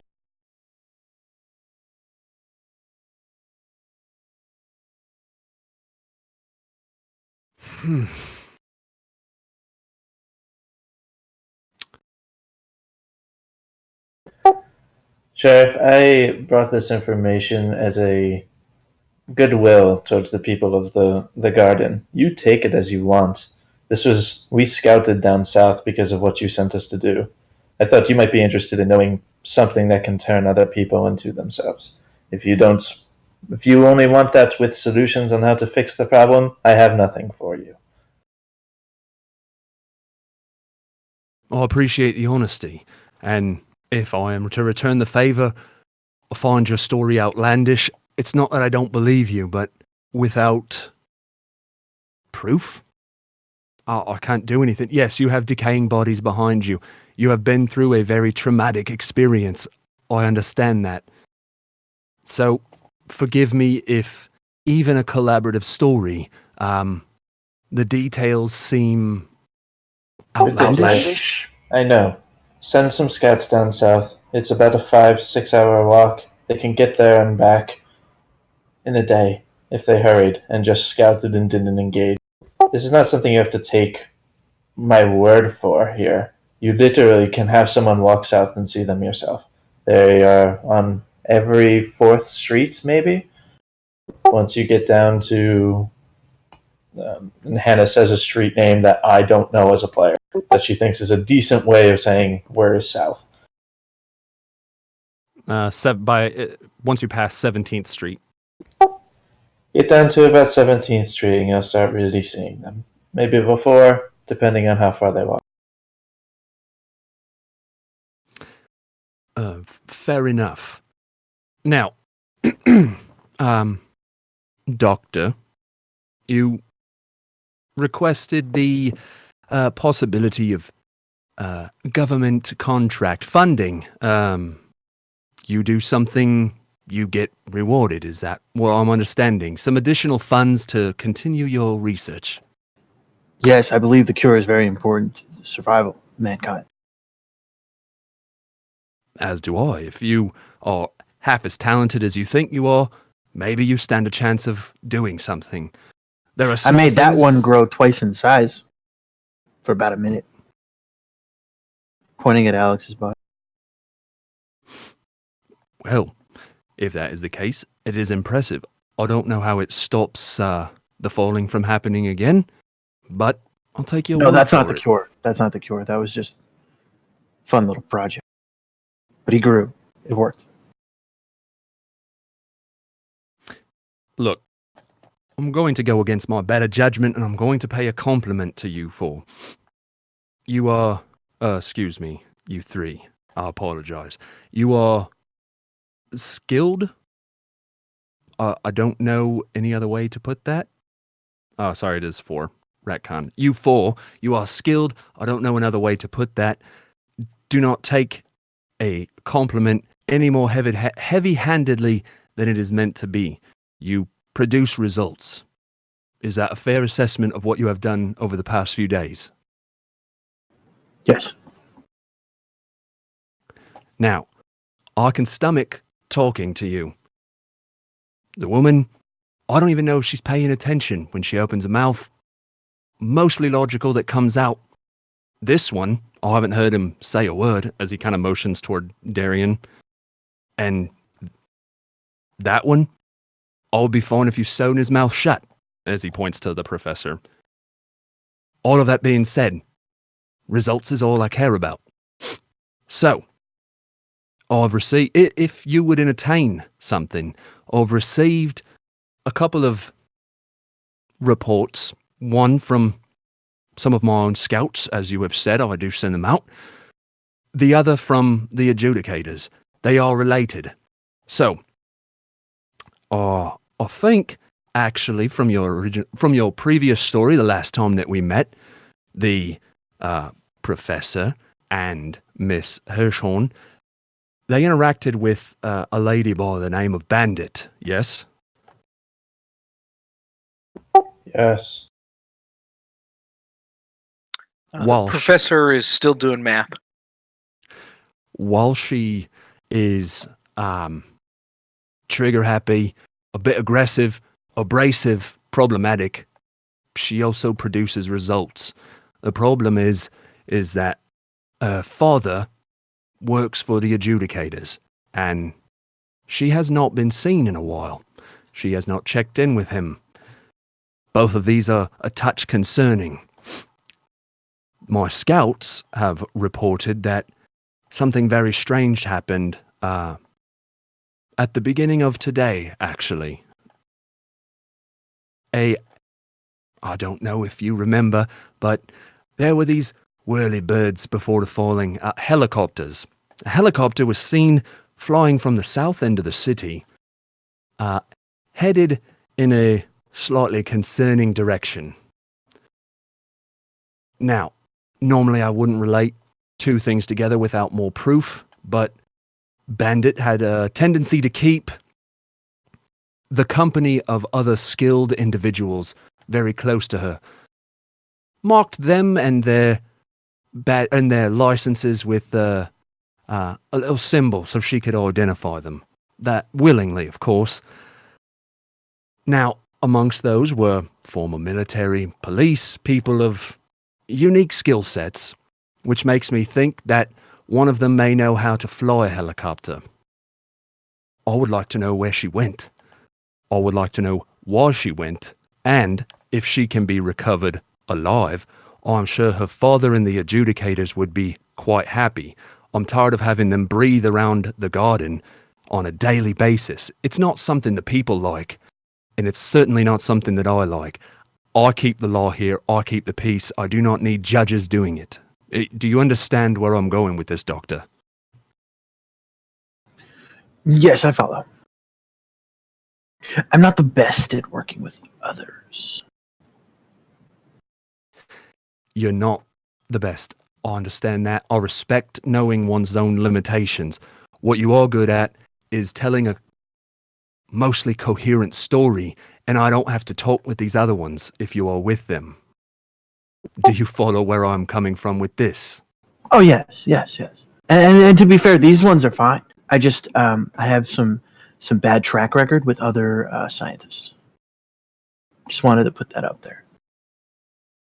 Well, only one of them, I think, would consider themselves a scientist. I certainly wouldn't, but I don't think you're going to have any problems. What I would like is if I can task you with something, you can decide which of these rabble-rousers you would like to have accompany you. And I think I think the governor would be quite keen on reward. If you would be so kind as to help the garden out in indirectly removing our adjudicated guests. Yeah, I could do that. Is this it, or is there like a briefing that we have? Is this all the information you have? Well, if I have your agreement, I would like to.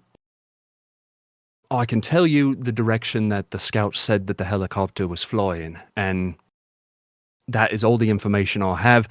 We don't know where Bandit went, but if she was in the helicopter, then that is most appropriate for the information. So if I'll have your acknowledgement of this, we can proceed and I will give you that information.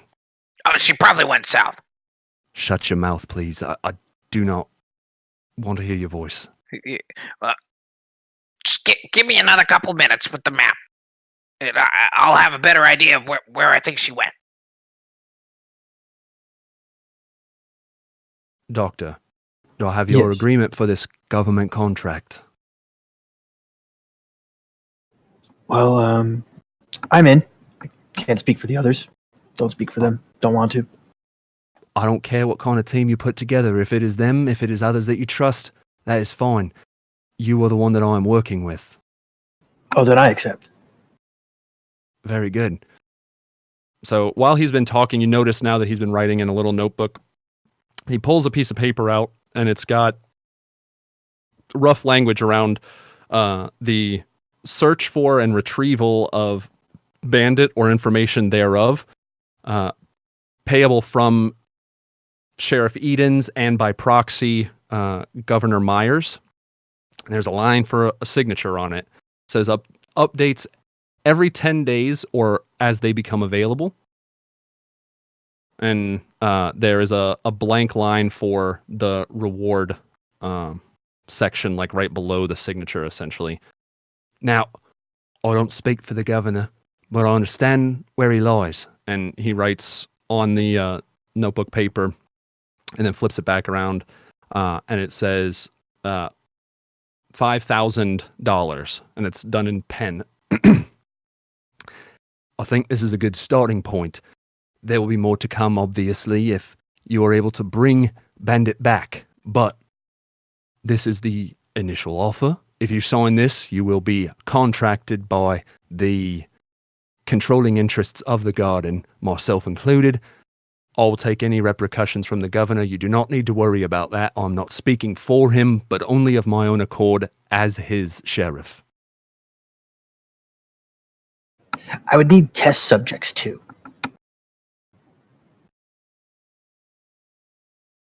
Humans, animals, doesn't really matter.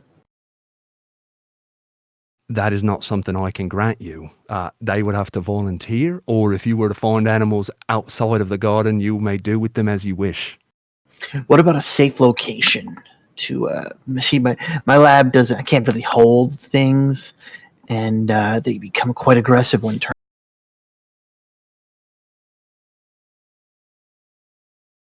I believe with some time we could set up an area that is safe and isolated, if that is what you were looking for, larger than wherever it is you're staying. Perfect. Great. Thanks. He'll sign. All right, he jots some other stuff down below it, talking about a safe, large, secure location within the garden, and then turns it back over to you, and you said you sign it? Mm-hmm. I'll need to sign as well because we're partners. I don't need your signature. You can talk with the doctor. He is now your liaison with myself, and then again, by proxy, Governor Myers. The doctor will kind of give him a nod, like you're on the team, buddy. So he takes the paper back. He pulls a child's crayon out of a drawer, scrapes it along the page that would have been right behind it, and hands that to you. You can see nearly all of the writing very clearly. He pressed very hard. It's essentially a rough carbon copy for all intents and purposes, and he hands that to you, just in case anyone questions the authenticity if I am not around to validate. Okay. He'll put that in one of his pockets. As he hands it off to you, he has like a stamp that he just puts his hand behind and he stamps the top of it, and you can see the G, and it's got a sheriff's star below it. Very rudimentary, carved from like a piece of rubber, but it's enough to validate, obviously. And he lets go of that and lets you fold it up, put it in your pocket. Now,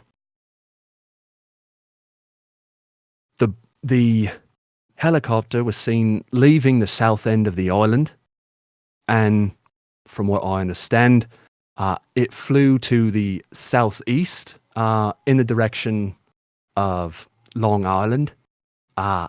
We are assuming that it was headed down maybe towards Brooklyn, or potentially, and this may be a problem, it is quite a trek, but to JFK Airport. While there aren't many planes, there aren't any planes that have not been stripped and torn to pieces. The runways are intact, and if they were able to find somebody, that would be the place that they would be likely to leave from. I do not know where they are trying to go, but somewhere between Brooklyn and JFK is where we think they are headed based on the capacity of the helicopter that they have acquired. Noted. Now, one last bit of information. With that piece of paper that you have there and my stamp, any of the garden-sanctioned safe houses on Manhattan Island or on the far west end of Long Island in the Brooklyn area, no further south than Highway 27, you will be able to gain access to a two-way radio that will come right back to the guard station. To me, that is how you can make your updates. I expect something within the next 10 days. Is that appropriate? It works for me. Do you have anyone that would want to accompany us? The more the merrier. I'm at capacity with my gods to make sure that everything is shipshape for the adjudicators that will not get out of my hair, and the only other people that I would send with you are the ones that you are looking for. Ah, that's a shame. Okay.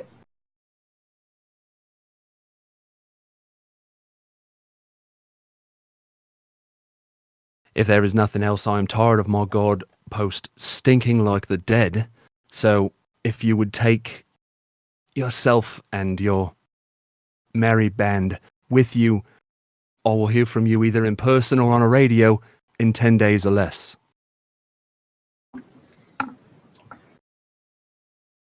Noted.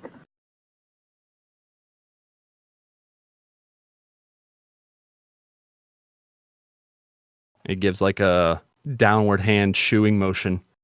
Then leave, please.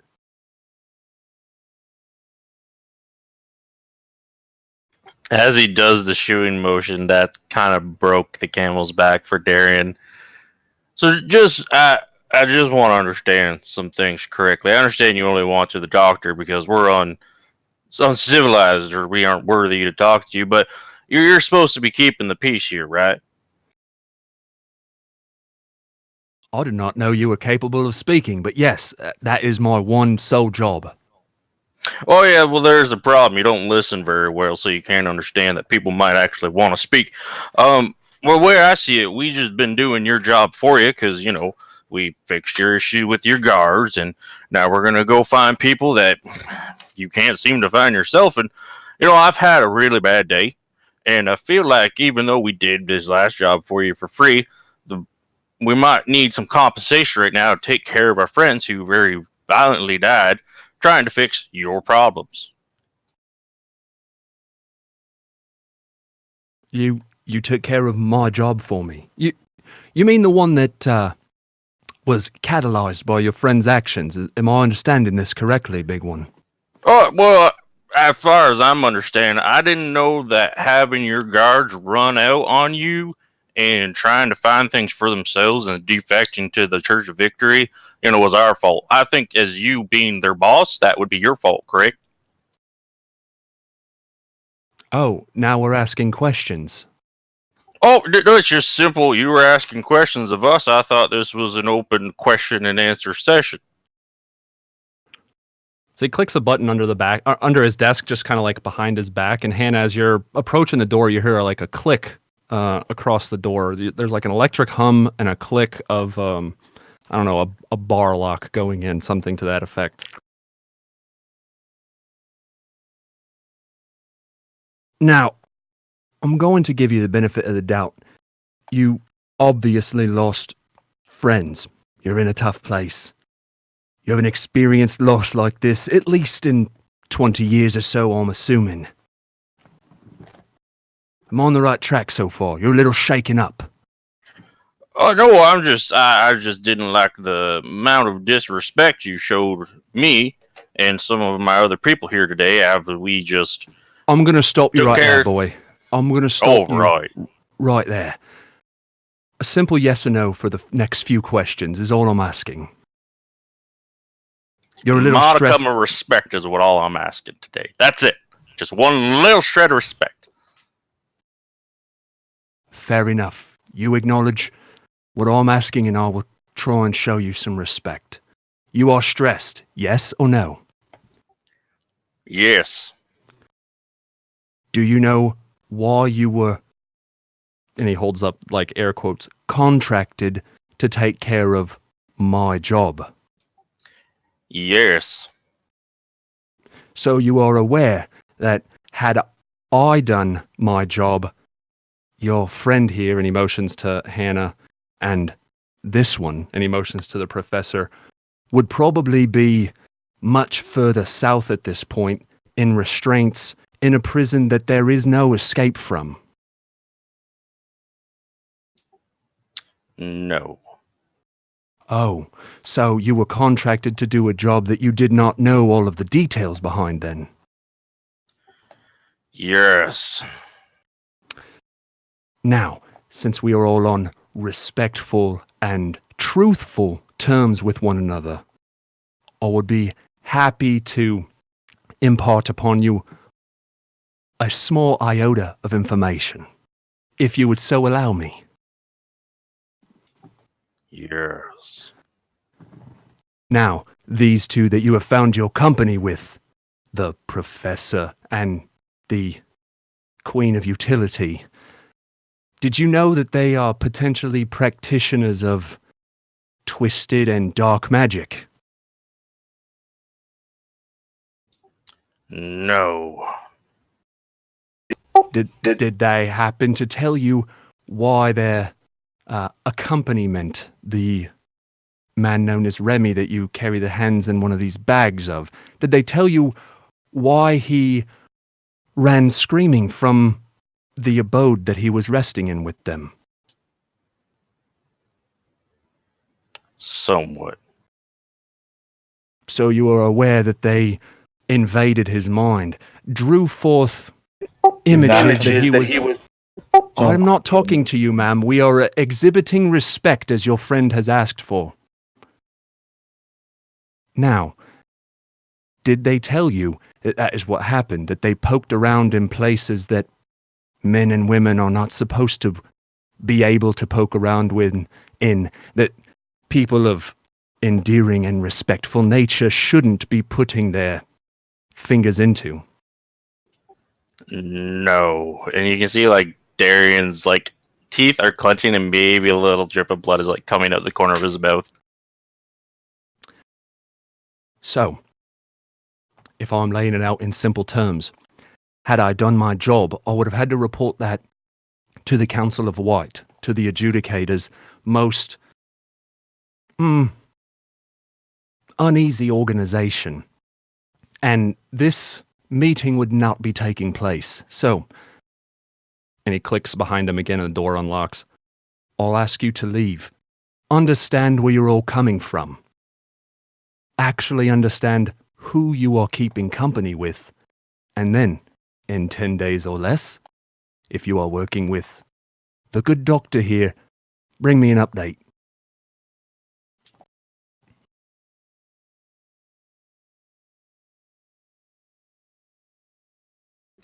Darren doesn't answer, and he just picks up Alex and starts walking out. Do they have a door handle? There is a slide handle on the door. Oh, slide handle? Then I won't be able to do what I was going to do. Hannah walks out. How am I with my map calculations? I'm reading that in just I did see it, but it's been a little tense, and I was focusing on I that. understand. So, yeah. Before the doctor leaves, doctor, Yes.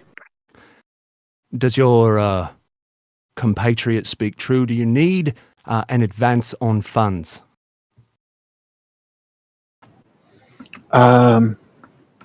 Gear might help. I don't really see any other reason. I'm not going to really be able to get much research done. I have a. Well, I would like to research for a couple days on these samples that I got. They're not going to hold long. But other than that, I don't see any reason for fun. All right. Very well, then. Maybe 1,000 for the group for preparing. Well, I think that is more than appropriate.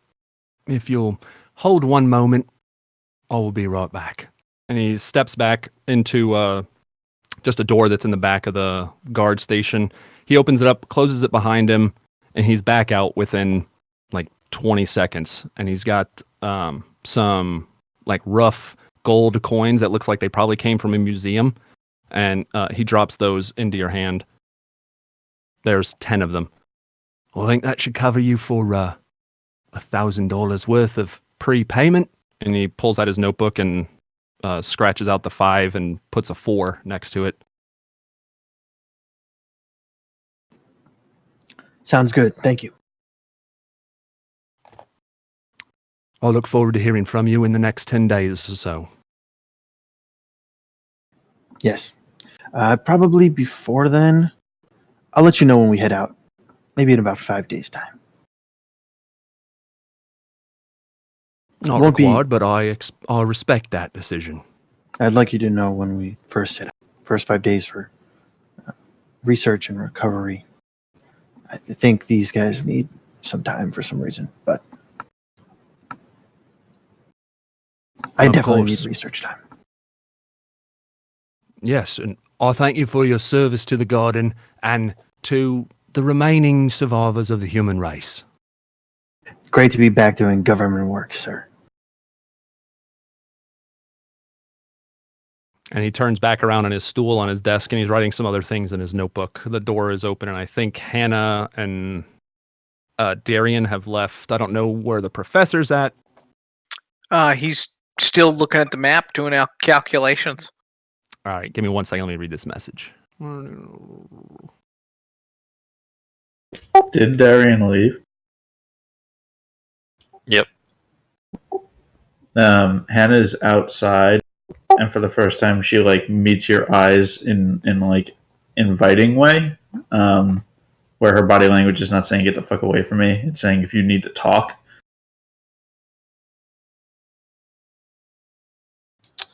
Darian would approach Minerva, and you see like he is just absolutely driven mad at this point. Like he's just ready to punch anything and everything.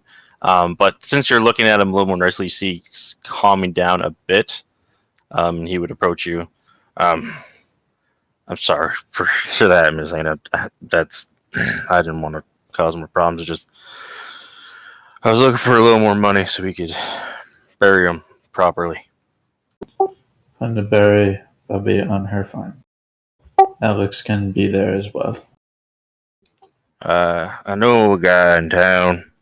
He might be able to make us something so that they can rest a little more peacefully, a little more comfortably. I had to go to him once before, and he should be able to hopefully help us again. I don't know how long it's going to take. I can probably build something as well. Do you have any questions you need to ask me? You know what?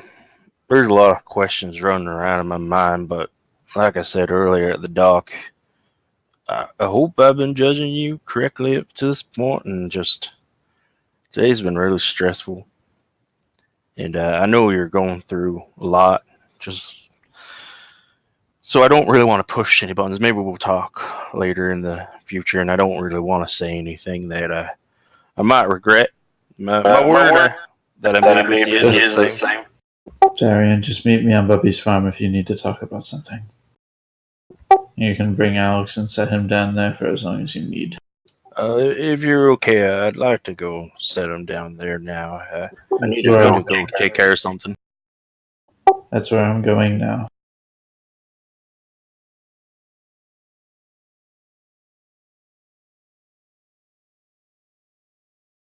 So I would just follow you to Hannah's farm. I'm at Minerva's farm.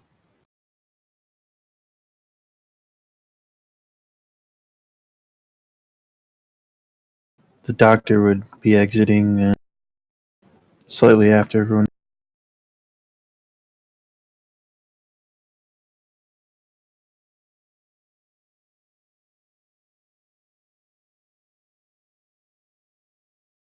And the professor?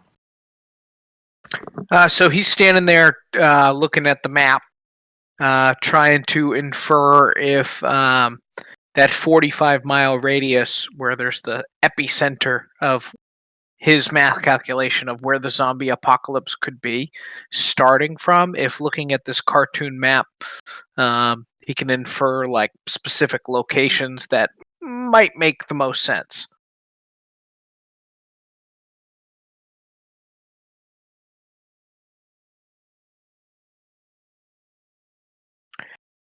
But okay, before he actually gets up and leaves, he'll take the map to the sheriff and he'll say, Pier 62. I think it was 62. Pier 65. Anyway, we were at the pier, right? And that's where we saw the helicopter pad. And I saw some of these bodies, right? And I think they might have been those bandit people, you said, because they had scavenger's license with a B on them with some barbed wire. Does that ring any bells? Sheriff? He like puts his hands to his temples and has closed his notebook. He sighs. Yes, that is the most coherent thing you have said since you have been in here. That is indeed how she marks her allies. Right. So, at the helicopter pad, based on my guesstimate for how much gasoline could have actually been there, I think 250 mile radius from there, that could get her a heck of a lot of places, but I don't know if there was that much gas. Now, what I do think is that probably within 45 miles, but I need more data, you see. I need more data so that I can triangulate. I need to triangulate where the zombies are coming from. Look. I understand. I would recommend sticking with the doctor. Maybe talk to him about some of the money. You can use it for your calculations or your data or whatever it is you are trying to do. He will be able to help you. He is who I am going to deal with. You are giving me a headache, and I would really appreciate it if you let me get back to the other concerns that I have. Can I keep the map? It is yours, please. Okay, great. Thank you. Pleasure doing business with you. I mean, not really, but. And he walks away. The sheriff is like doing that kind of circular nod, like, yeah, I agree, just get the fuck away from me kind of nod. Yep. Beautiful.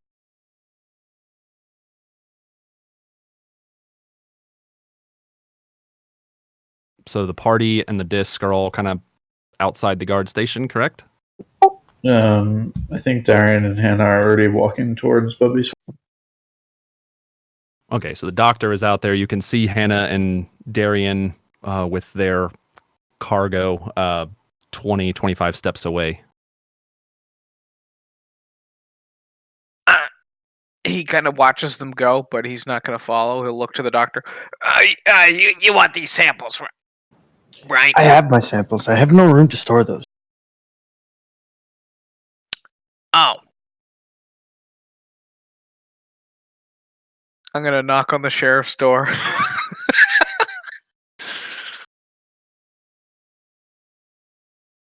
He sighs and like looks back, almost hope in his eyes that it is somebody that is not you. And he sees you, and you see like his shoulders slump a little bit.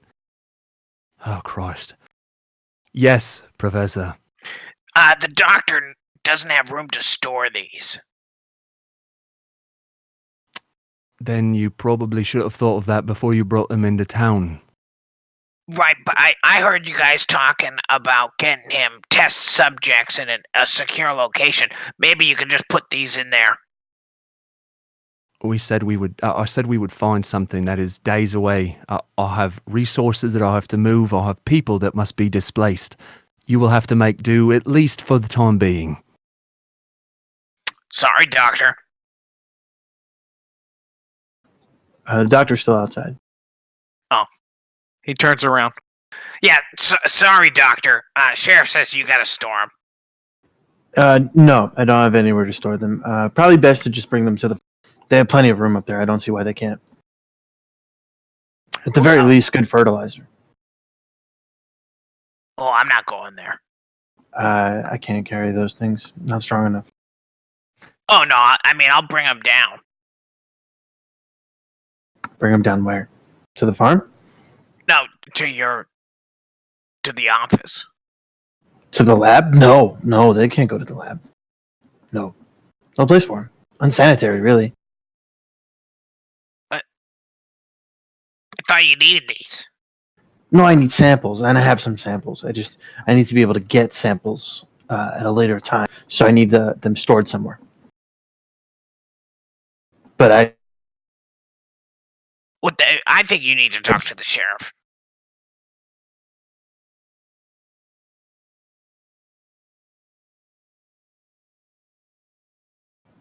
I'm sorry. What was that? I think you're gonna have to explain it to the sheriff. Otherwise, we're gonna be in trouble. And also, he doesn't really like talking to me. The sheriff can't do anything. The place to store them isn't built. We can dump them outside at the very least, but I think you should just bring them to the farm. No, Why not? they don't want me. They don't want me over there. Nah, no. You're just bringing bodies. You'll be fine. I'll walk over with you if you'd like. I just can't carry them. I really don't think it's a good idea.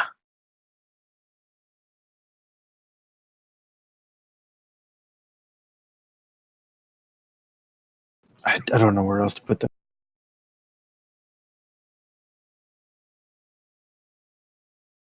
I thought you had a place in mind when you decided to carry them back. Yeah, your lab for the samples. Oh, but I had said I can't store them at the lab. You see, I missed that. Ah, very important piece of information. Well, maybe we can just have them throw them outside. All right. Well, I'll see you later. And I'm going to take the floating bodies to the gate. To the exit gate? Yep. Doctor will start walking towards his lab then. All right, so I'm just making sure I have everybody's positioning correct. Darian and Hannah are headed towards Minerva's farm, correct? Yes. The professor is heading towards the main exit gate for the garden, which is now closed. Yes. and the doctor is headed back towards his humble abode. Correct. All right. Just making sure I had all that pieced together. Darian, Sorry, there's Hannah, no way I'd go to the farm. No way. I fully understand. I don't.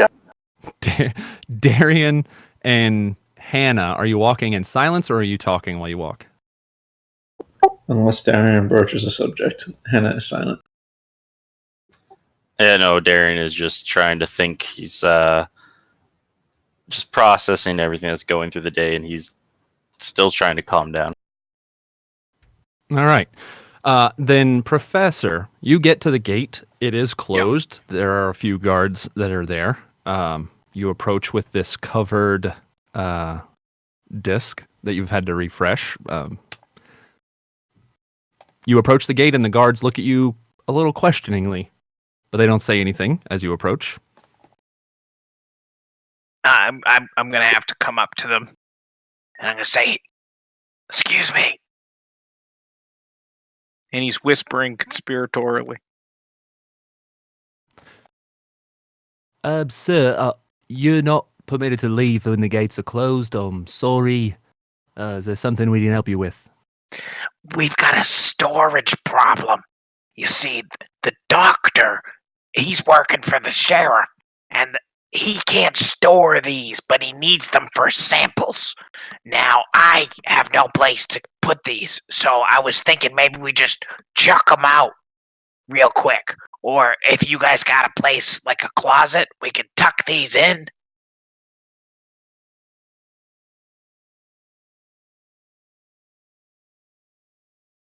Are they giving him blank faces?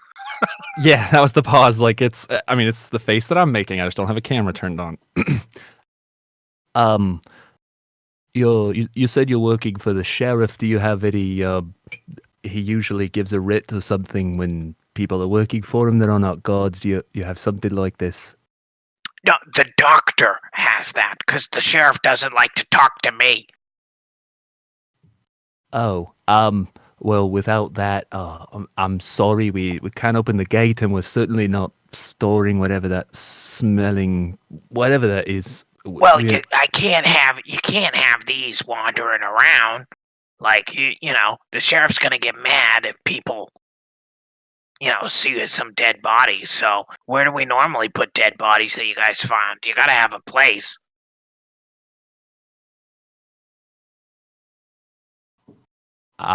We burn the dead usually. I've heard of some of them being tossed down in the washways. Look, we're gonna have to ask you to step back. We're supposed to keep this area clear, and you're making it a little difficult. The washways, fine. All right.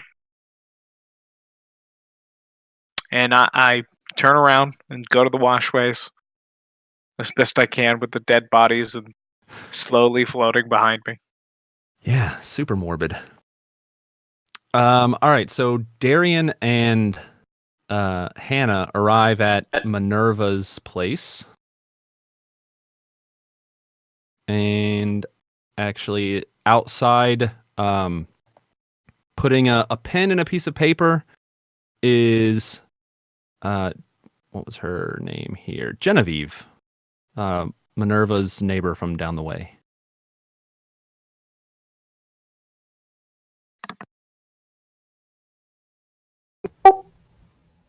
Genevieve. And Hannah walks up and says her name softly like that as she's close enough to hear. Just so I make sure I understand the scene, is Minerva's body still covered with the sleeping bag, the portion of the sleeping bag? It was never covered very well. No, not anymore.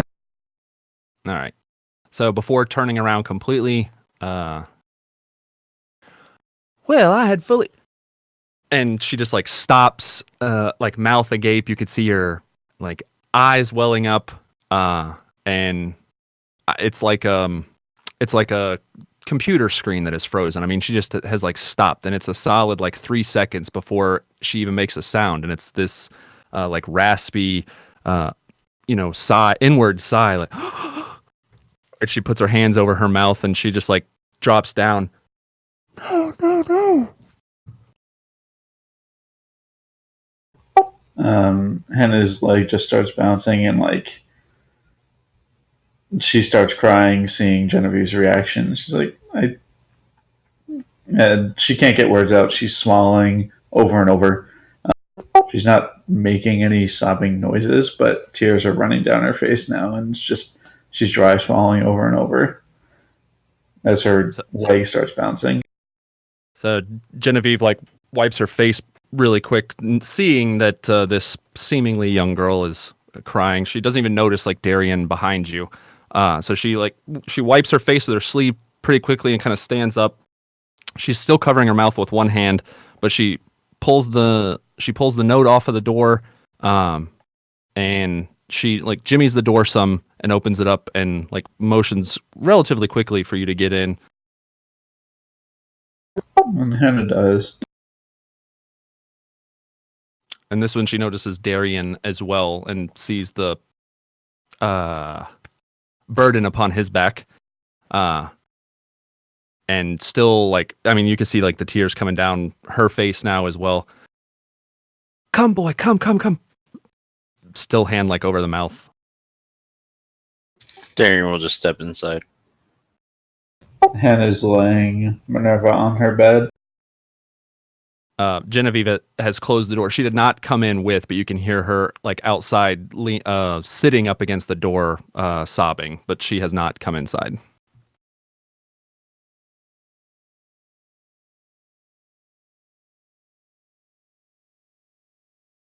For Hannah lays Minerva down on the bed and then sits at Minerva's feet and kind of collapses onto her body, and just has her face nestled in Minerva's neck and shoulder.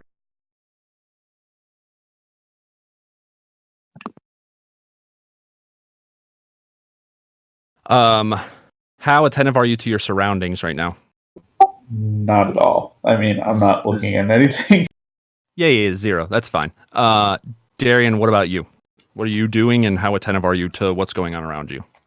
I'm just propping Alex up in the corner, but I'm still pretty attentive. Give me a perception check.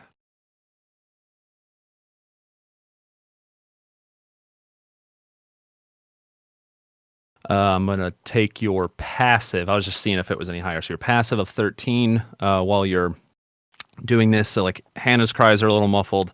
And after you finish getting Alex kind of leaned up and your head clears just for a second, you notice that you don't hear Genevieve's sobs outside anymore. It's been about 2 minutes maybe. I'll peek my head out to see if Genevieve is there. So as you peek your head out, she is coming around the corner from like the kind of proxy barn that Minerva has. And she sees you kind of looking out, and she averts her eyes, but as she comes up, she holds out a 2 envelopes. One of them is like paper, just like a letter envelope, and the other is almost a satchel, like a like folded cloth, like you normally see them in the old timey movies, like that they put food in. You know what I'm talking about, right? Yep.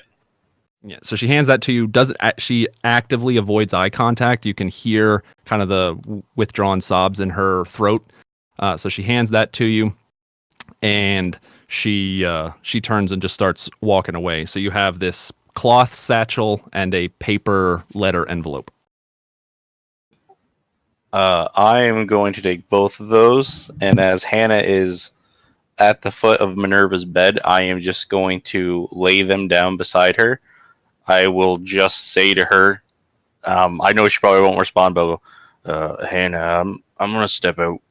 You take your time. I got some things that I got to take care of, but you take all the time you need. If you don't want me to see me till morning, just let me know. And she doesn't really respond to you. She may have nodded it and said okay slightly, but it's kind of choked and it's not very clear.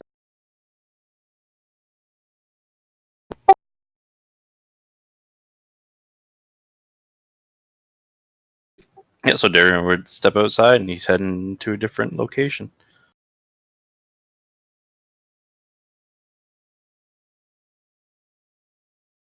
All right, so Hannah, you're alone with Minerva and Alex.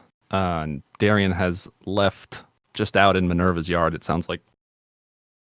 And you have the cloth satchel in this, just this long, like legal-sized letter envelope. I would say it probably takes a good 20 minutes for her to like get enough of herself to actually look at it. But she finally does go through it after about 20 minutes or so. Okay, before we do that, the professor is moving very slow. Doctor, you get to your abode. What are you doing when you get back there? Putting the samples in, whatever system he has to maintain them, keep them intact, and getting some rest. Oh, easy peasy. Good. I don't have to break up this too long. Yeah, so you're able to you put the samples in like some larger beakers that have heavy stoppers that you can pull the air out of so that they are essentially vacuum sealed. You don't have a way to keep stuff cold, but that's about the best you'll be able to do. It should extend their life for a little while longer than they would just sitting around. All right, so Hannah, which are you opening first? The satchel or the paper letter? The satchel. So inside the satchel, as you kind of pull the strings apart and it unfolds, it is very dirty, old, kind of mixed menagerie of different denominations of bills. Your grandmother's penchant, or your great-great-great-great-great-grandmother's penchant for organization obviously shows through. They should just be like crumpled up and tossed in, but it looks like she's flattened them out and tried to stack them in the correct denominations and stuff. But there is this like pile of money in the middle of the floor where the satchel has been opened. I think the fact that that's very Minerva shows through enough that Hannah kind of cries over the money for a good while. Probably another 10, 15 minutes or so, honestly. Sure. So 10 or 15 minutes pass, and while the feelings haven't waned, you've collected yourself a little bit. And I'm assuming at this point you turn to the envelope. Yeah. So the envelope it's not sealed, it's just like folded over. So you open it up, and there is a piece of parchment, very yellowed, but it's unfolded, like it's not folded, and it sticks out first. You can see almost like a list on it. You pull that out, and it says Will at the top in just handwritten, no fancy lettering or anything. And it says, number 1, land, house, and barn go to Hannah along with 60% of the money. Number 2, 20% of the money goes to Martin, along with the damn cow that he wanted for the symphony and the deck of cards we played with. Number 3, 10% of the money to the neighbor lady, along with the remainder of the cows if she thinks she can raise them. Parentheses, Genevieve. Looks like it was written a little bit later after. Number 4, 5% each of the money to Darian and Alex. I'm assuming this elicits a little bit of emotion considering what's behind you. Number 5, under the bed you will find a handwritten recipe book that I have been making for Alex. Number 6, after you recover from that second emotional shot. Number 6 is the final thing on the list. Any tools that Hannah doesn't need will go to Darian. So you have this piece of paper in your hand. There's another piece of paper. It looks like it's almost cardstock that is folded in like trifold behind that. It's still in the envelope. And when you open it, it reads, My beloved great-great-granddaughter, I hope you never see this. Going out to get this salt is a big step in my recovery, and while I feel so much better physically than I did even 3 years ago, I fear the worst might happen. If it does, and if this letter becomes necessary, know that I am very, very proud of you and everything you have accomplished here at the end of the world. Please continue to live with the same joy in your heart that brightens my every day. And please do not mourn for me. God gifted me with far more than my fair share of this life, and I count myself blessed to have spent the latter third with you. Minerva.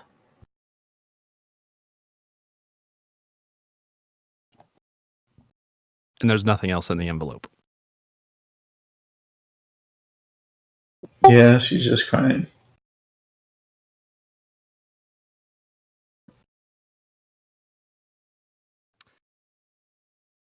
All right. Jeez. So, Darian, you get to Mark's place, and it is closed up. It's relatively late. It's a couple hours at this point after the city has begun shutting down. It's a little bit somber in this place. You've only had to come here, once before, but it does have a sign on the door that says "Please return at first bell," which is when they open the gate. Darian would see the sign, and he would walk away seeing that can't do anything. And just 1 second. Absolutely. Okay, it's a good option. Darian would go back to his house, and he is going to spend the entire night making one of his sculptures. Oh, thank God. I don't want to know what the other option was. Okay. So, this is a little early, but because we cannot seem to finish the session recently without getting into ridiculous emotion, first of all, thank you, Emily, for reading that out. It has a great thematic element, and it makes it hit home a little bit more. So, thank you for doing that. For everyone else, we'll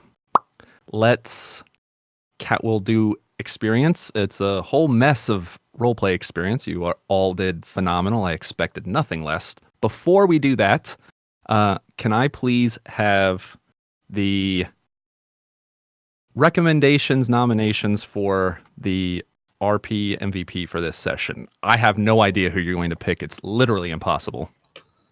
Tim. I'm voting the doctor. The doctor.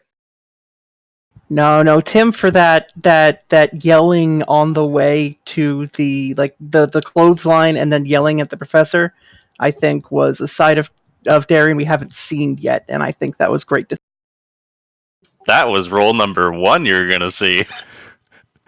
So I have 2 for the doctor, 2 for Jeff, 1 for Tim. I think Dylan's the only one we haven't heard from.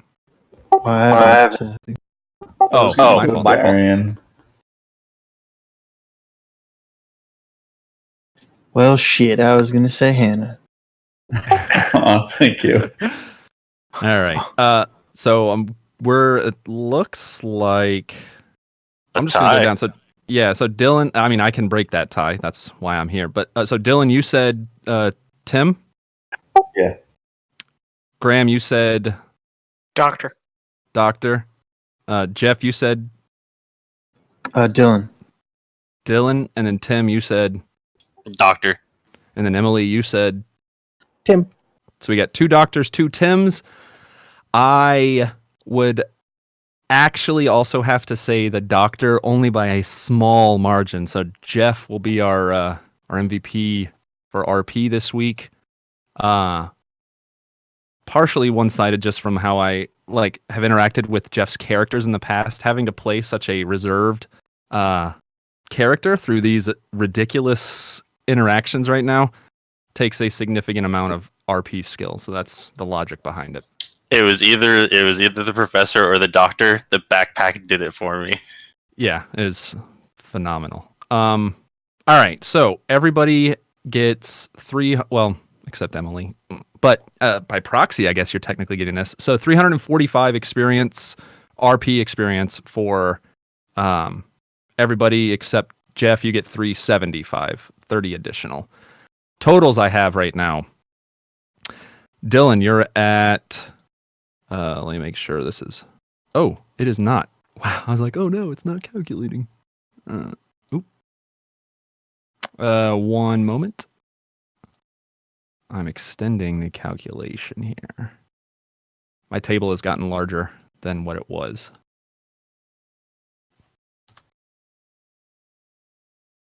Boop, boop, boop, boop.